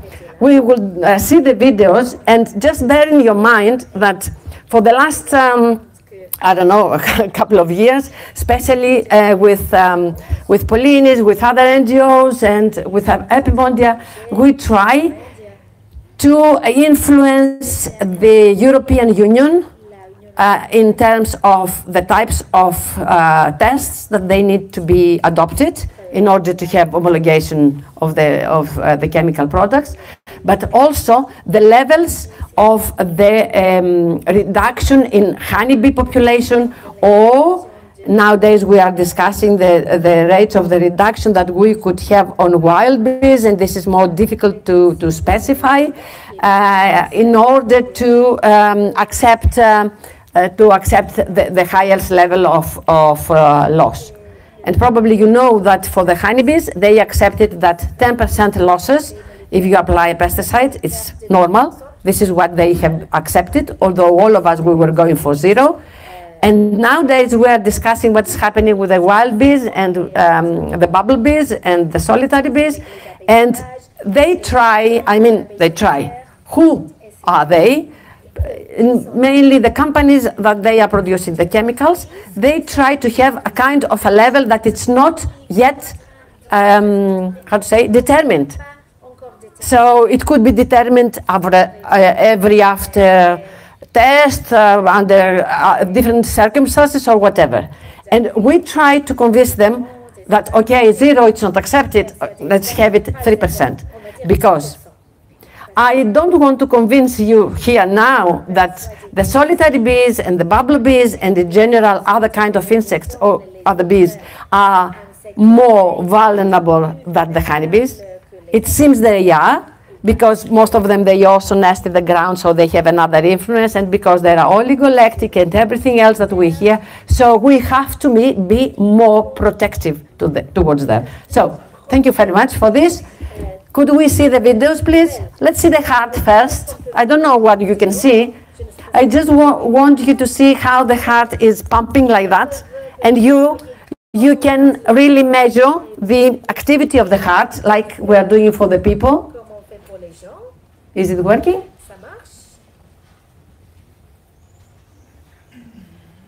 No, I cannot see it. No. Anyway, it doesn't matter. And then the last 2 videos were showing a bee that we touch. Probably some of you are already knowledgeable, and you know about the proboscis reflection test. Okay? This is a test when we touch the antennae of the bee, and the bee immediately understands what is there and brings out the proboscis asking for food. And this way we can train the bee for particular odors and times of the day that she's fed. So if the bee understands that this is syrup that touches the antennae, immediately brings the proboscis out. And this is the proboscis reflex. If you just touch with a pen, which is clean, the bee does not understand anything, and the proboscis does not come out. And this is reduced, this ability of the bee is reduced when she is exposed to pesticides. So yes, I think that pesticides is #1 danger, but of course there are others, and of course there are synergies with diseases. And thank you so much for your time and tolerance for the time I took. Thank you very much, Fanny. There are questions for Fanny. One is there. I hope I can answer. Short question, because very... That's fascinating, really, really interesting. How much do you think that the regulatory process is failing in terms of chronic exposure? So the low-level, long-term, it seems that it's very much swayed for that acute response. And while they're trying to move towards that, their resistance to doing long-term field-scale assessments effectively means that they're not able to do it. What's your opinion on that? Well, I think that we failed a lot, and we are many, many years behind. Because first, if you look for chronic exposure in 10 days, it has been shown that it's not enough. For 1 or 2 months, if your field experiment, it's not enough. And at the end, if you try just to save money, and use only 5 colonies, you will never reach the level of statistical power to show you the differences that they are there. And that is one of the reasons why we also try to build a model. We call it, together with EFSA, we call it APIS-RAM model for APIS, which is the honeybee, RAM for risk assessment. We don't say that the model can solve everything, but it could help as long as we have good data for the calibration and evaluation of the model. But we really try to get into the model results and knowledge from all other kind of tests that we are running around the world, not only the ones that they are adopted. Thank you. Thank you.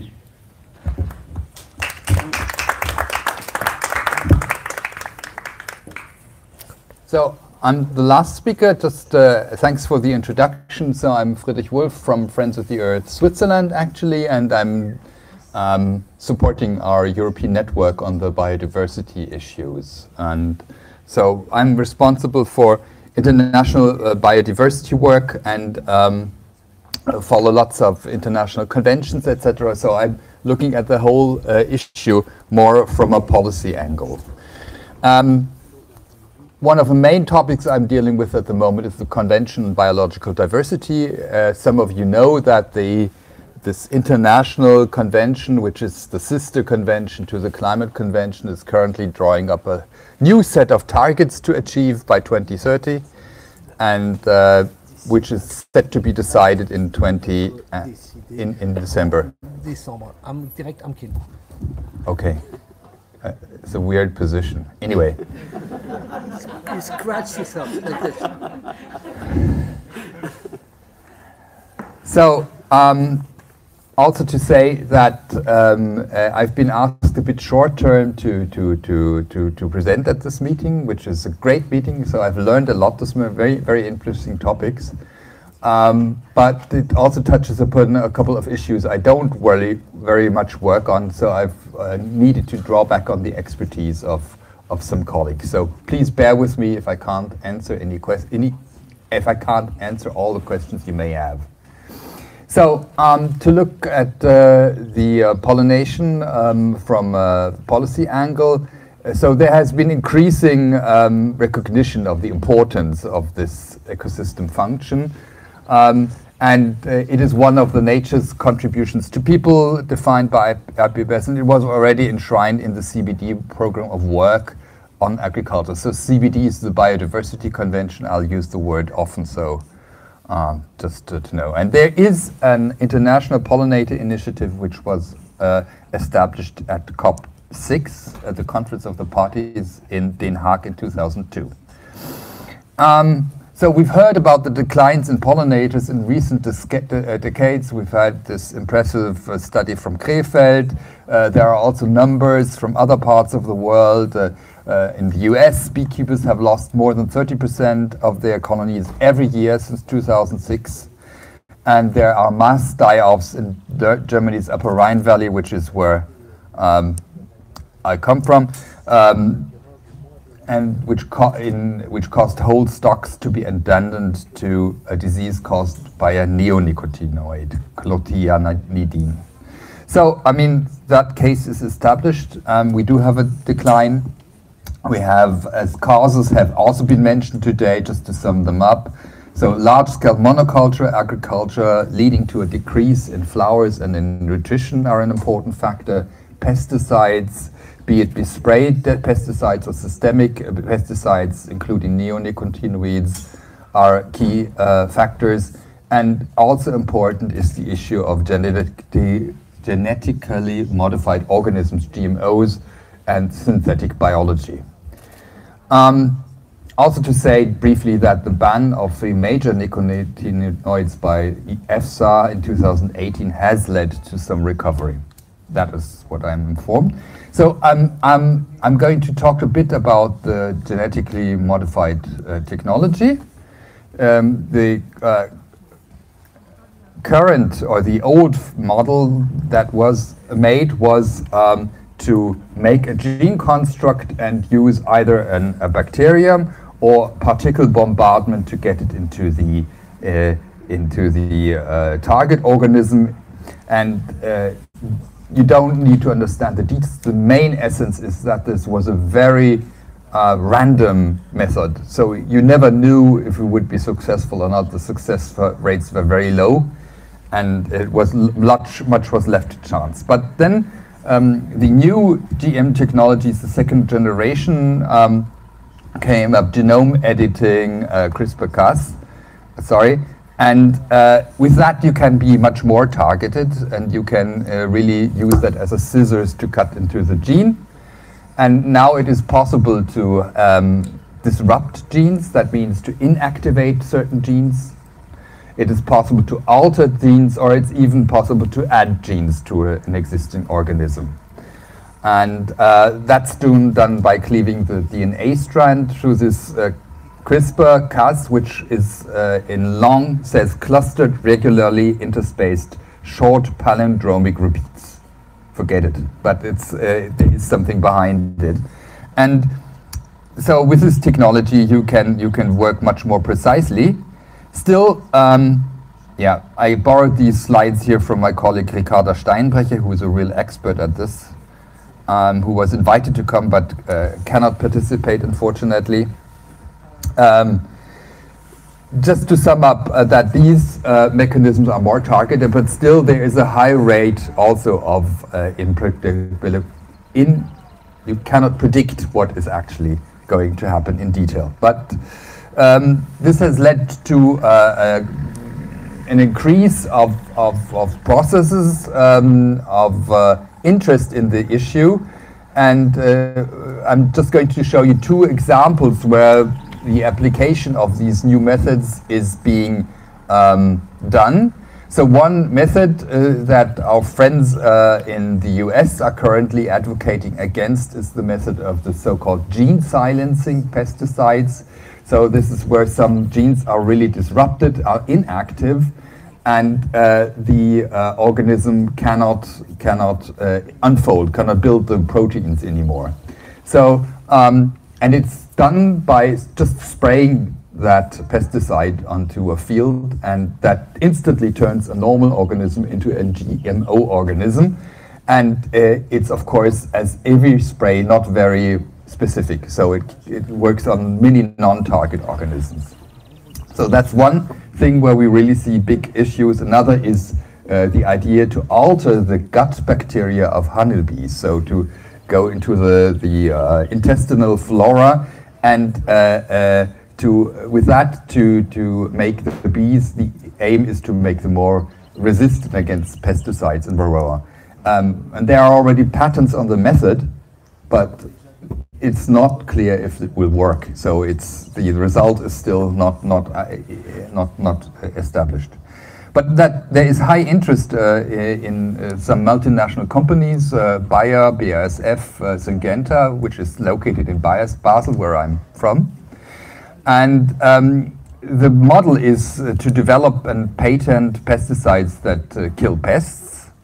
That's where they come from. And they want, of course, to sell their pesticides.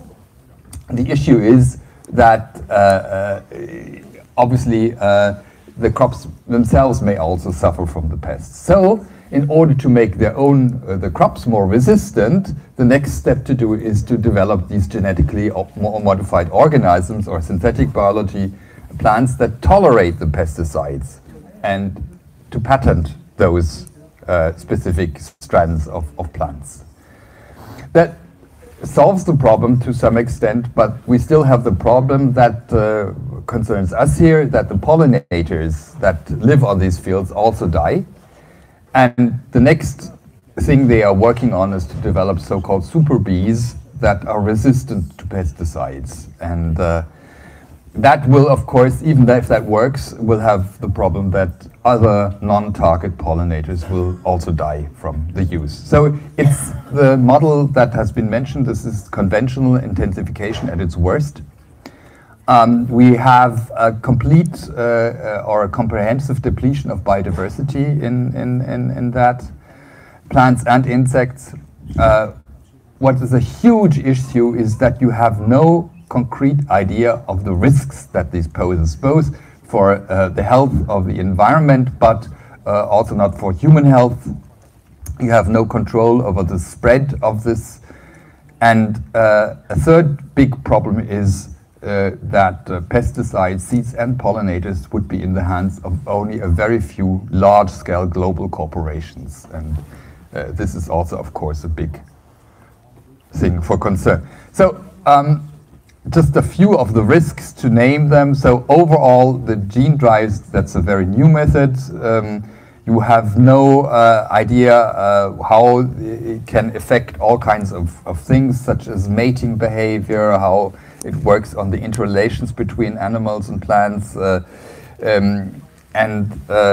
You also have the risk of uncontrolled global spread. You have the risk, you have the issue that a robust risk assessment is not possible. Then you have unforeseen outcomes.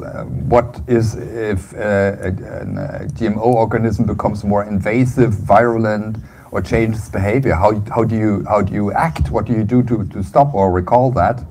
And it is not reversible. So we take every caution to not undergo this risk. So from Friends of the Earth, we are of course very how do you say? We are opposed against this kind of agriculture using these techniques. Our alternative is to have agroecological approaches. We don't want to have any pesticides, no GMOs, but we want to, for example, improve the cultivation methods. So have more different crops, and that increases the decreases the vulnerability. We also have crop rotation as something we demand, so have different crops and not always the same one. It's an old method we had in Europe. And then, of course, also to mix crops, which can do a big contribution to reducing harmful organisms for the crops. So, and as we've seen this morning, we've heard this morning, the yields are not necessarily lower. I learned they are higher. That also, of course, implies that you need less land to produce. You have more biodiversity. You have more resilience of the crops. You don't have the dependence on a few global large-scale corporations, which can dictate the prices. You don't have any risks. And you have more ownership, you can have more farmers involved, and which will create more jobs at a regional level. So that is our vision. So in the draft CBD post-2020 target, let me just have a look. No, go a step back, please. Yeah, that's the slide I want to show. You may not see much, but in this global biodiversity framework of the CBD I was mentioning at the beginning, there is one target in agriculture, and the main aim is to make it sustainable. And there are two opposed groups of parties that prefer different methodologies, and one of them is for the introduction of terms of sustainable intensification and genetically modified organisms. And another group wants to have agroecology and diversification in there.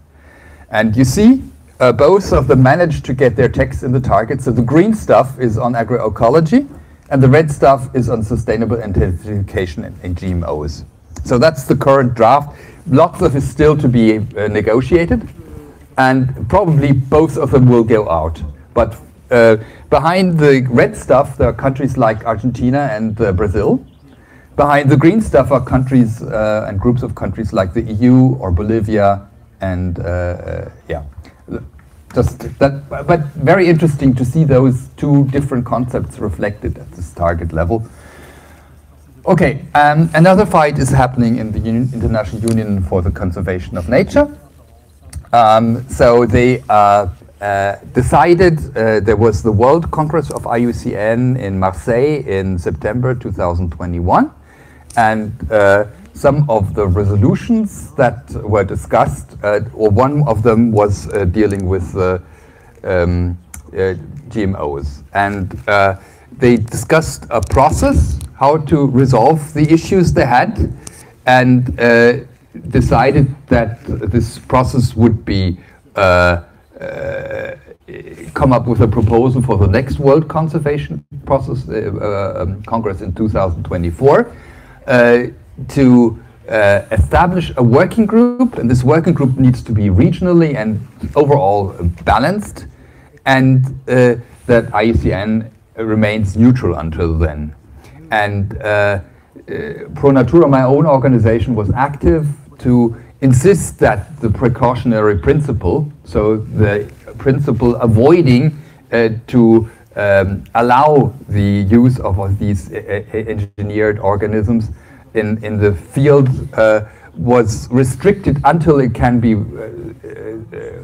proven that it does not have any negative outcomes, which probably will never be the case. But anyway, we got that in, and we got also in that there is a full and effective participation of all relevant stakeholders, because there was a process before that, and it was very biased for the proponents of synthetic biology, and then there came a wave of protest. 2 slides just to show you. Can move on, yeah. No, go ahead, next. So that was meant for the case you can really see it to illustrate that IUCN track. So to go on, back please. Yep, thanks. So, or even further please. More?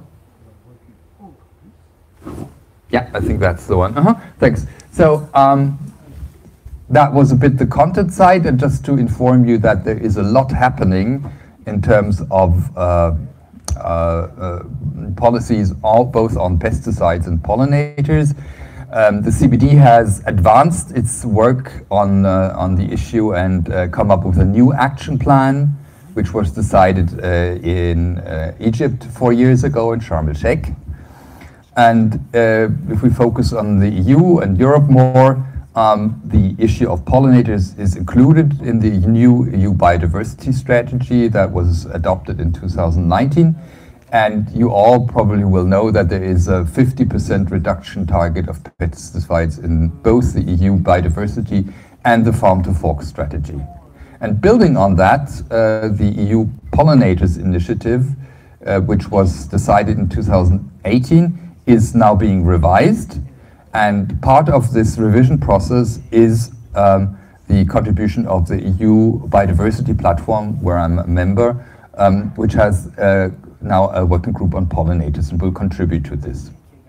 You also will have heard of the European Citizens Initiative on pollinators to save bees and farmers, which was a big success, which got enough signatures in the given time, and now forces the European Parliament and the Council to come up with additional measures to protect bees and farmers.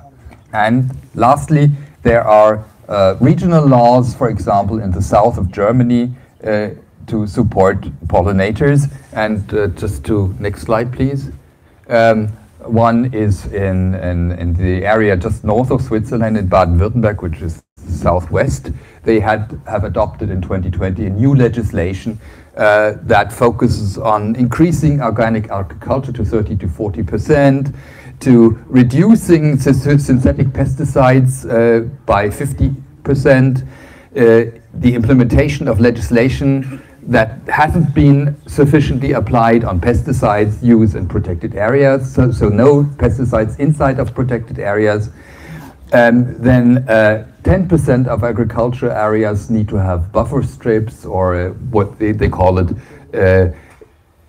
refugee areas, so they're a refuge for pollinators, and a couple of further measures that are helpful to support. So that really was the result of a people's movement in that region, and they managed to get an agreement across both the environment and the agricultural side. Just to inform you that that region is currently governed by the Greens together with the Conservatives. Okay, next one. Yeah, I'm going to close now with the last process, which is relevant for our issue. That's the sustainable use of pesticides regulation. The EU Commission came up with a proposal on the 22nd of June, just 2 weeks ago. And now it is up for the Parliament and the Council to adopt the measures that are proposed or to further specify. They did confirm that there's a 50% target of reducing pesticides, but on the other hand, there are still options for member states for that they can deviate from that. So every member state can also set their own baselines, so as early as 2011, and that could substantially lower the reduction targets up to 35%. And what's also positive is that there's a ban of pesticide that is used in sensitive areas such as urban areas and Natura 2000 areas. But then again, you have possible exemptions under 3-meter buffer zone, which we think is by far not enough. Yes, then the main indicator, our assessment, is that it will not be useful. It's too complex, it's not too imprecise. And we also think it's not ambitious enough when it comes to stopping the use of most toxic pesticides. The definition of integrated pest management is also an issue because the member states can issue their own rules, and then a lot, of course, depends on the national legislation. Lastly, there's a real focus on agroecology that is missing. There's too much a focus on precision farming and other techno-fixes for our liking, such as GMOs. And to conclude, there is no ban on the most damaging practices, for example, drone and seed coating. And on the enforcement, we have no idea what will happen if it's not being followed up. No measures of sanctions or accountability in case of non-compliance. Yeah, so it's going to be interesting to see how this process will further develop.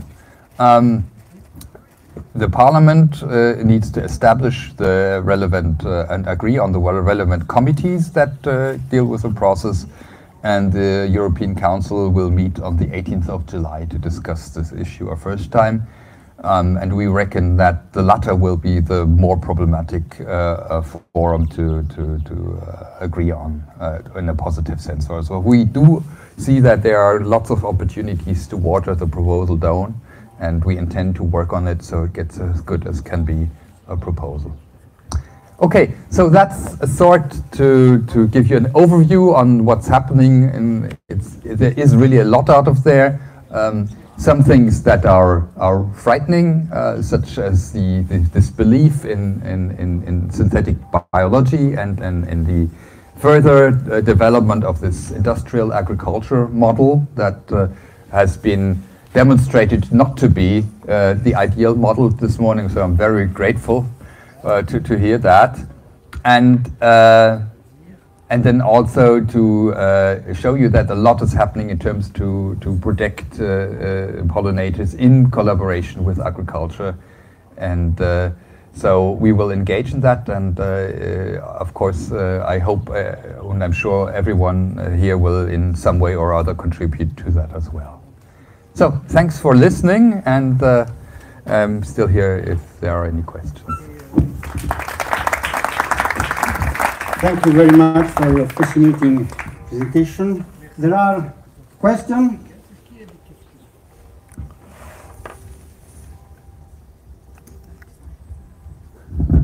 Thank you. Great talk. The reduction of, or the goal for the reduction in pesticide usage of 50%, is that in terms of tonnage of active ingredient, or is that weighted by toxicity, and how much is that going to vary? Because obviously you've got pesticides, fungicides, herbicides, insecticides. You could make an argument that a reduction in, say, fungicides or herbicides would have a very limited effect for benefiting a lot of invertebrate taxa. I mean, there's obviously interactions there, but do you know where their mind sits on that, or is it just 50% is the goal and they haven't really thought about it yet?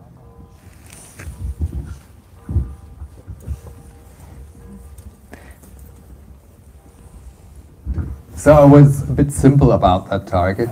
So it's a twofold target. So it's a 50% reduction of pesticides, and then I'm not exactly sure about the number, but there's also a target that aims of reducing the risk of pesticides. And that's, I think, what you're addressing, of the most hazardous pesticides. Not to all pesticides, but the really dangerous ones.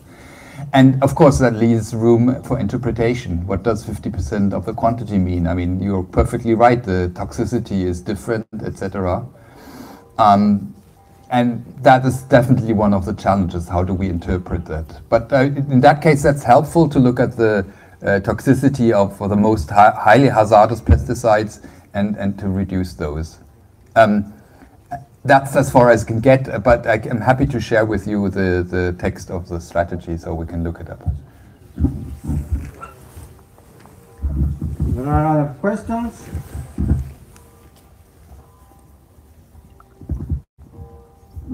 Yeah, I think we should make a distinction between methods and targets. There's nothing wrong about plant breeding. We must increase our material. That has been done for ages. You want to do that for organic agriculture as well. So that all by itself is a process that if we can accelerate that and do it in a sensible way, I would plea for an argument trying that. Now, what about target? I mean, to work on resistant crops so that we can increase pesticide use, we have seen how devastating that is.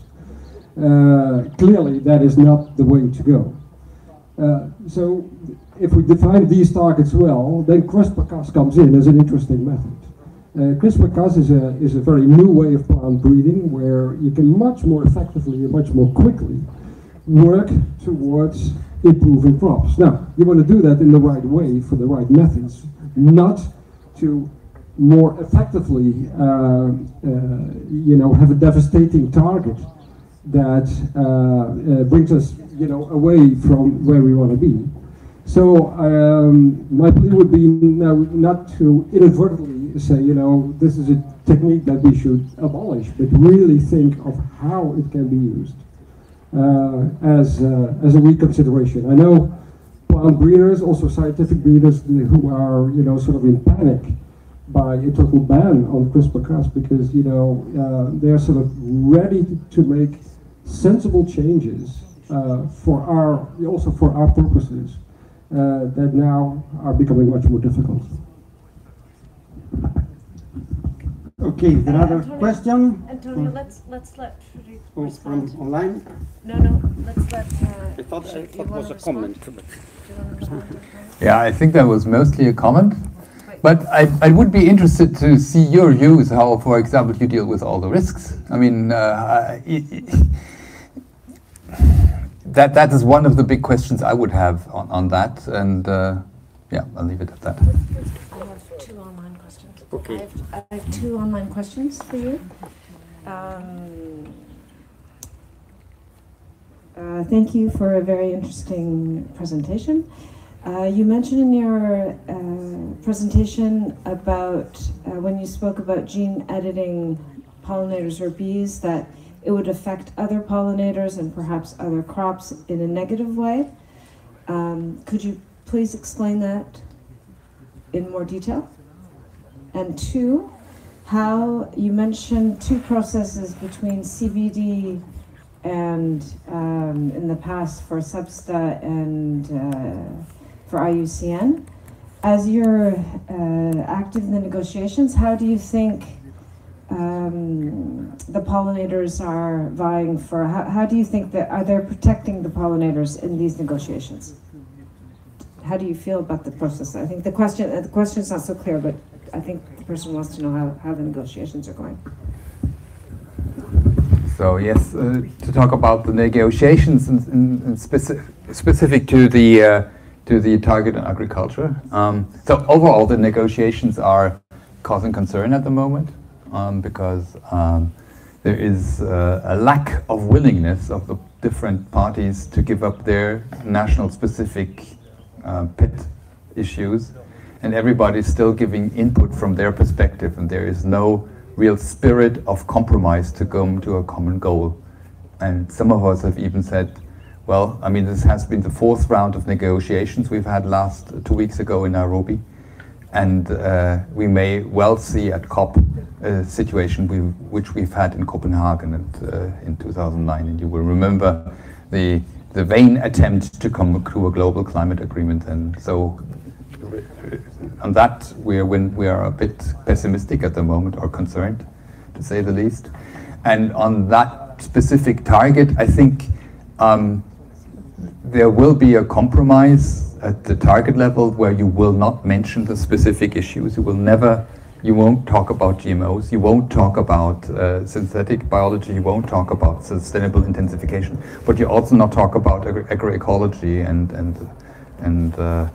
ecological intensification. So that's the way to get to an agreement on that. I'm not sure if I answered everything. The gene editing part, why is it going to affect other pollinators and other crops when you gene edit?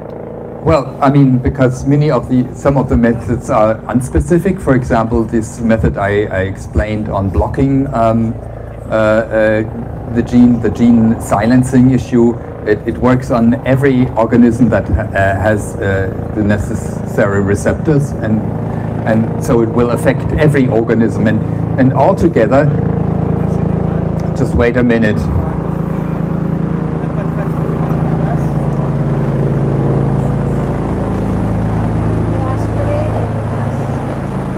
I hope not.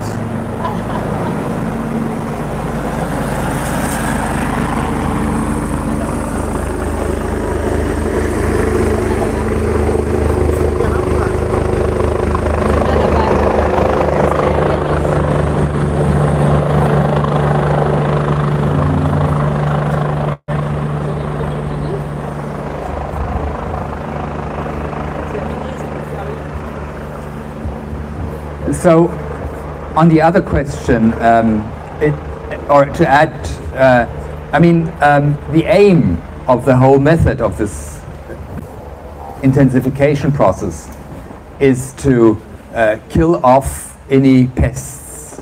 So that's per se will affect many of the other organisms, be it different plants that can grow in the fields, different pollinators or insects. And we will have, in that model, you would basically have just 3 species left. You would have the crop that you want to plant, would have, or 2 species, and you would allow, if you find a way to develop these super bees that are resistant to pesticides, then you would have them. But that's it. But even they may have problems because they won't find the necessary food. So it's a very narrow model of very few organisms that could survive with this method, and it will be very, very susceptible to any disturbance. So there's a high risk that the crop will fail because some unexpected disease or some factor may appear. So diversity is really, really very important to have resilience and sustainability. May I have the permission of a small comment on this? No? So, this is a very fascinating topic, of course, and Friedrich and also Lucas this morning, they show how much energy cost the ecological intensification or agroecology approach, much more that industrial way of making farming is. This kind of technique, like Klipster, is very useful and very effective. And to reach this, a lot of economic energy has spent to reach this, but not so much in a sort of complexity as well as holistic way, kind of way. Just delete a single gene or a group of genes. This is not the same of keep the proteins of those genes and regulate them in a sort of post-translational event. That is the nature, that is normal. You can phosphorylate or you can glycosylate, you can dephosphorylate, you can phosphorylate in a diverse amount of quantity. You can phosphorylate with 10 phosphate on a protein or just with 2, and you can remove only 3 of 10 that you put on it, and so on. So this different level of regulation is very, very thin and is still unknown yet and is very, very effective. So this could be one representation of the holistic view, just as a sort of agroecology or ecological intensification at a molecular level, you know, and as well as is modifying or deleting or adding single genes could be the opposite way of thinking, just as the industrial way of farming. So this was a very small comment, but we need to pay attention to not also biodiversity, but also complexity. And complexity is not a bad word, it's a marvelous word. So, thank you. Thank you very much.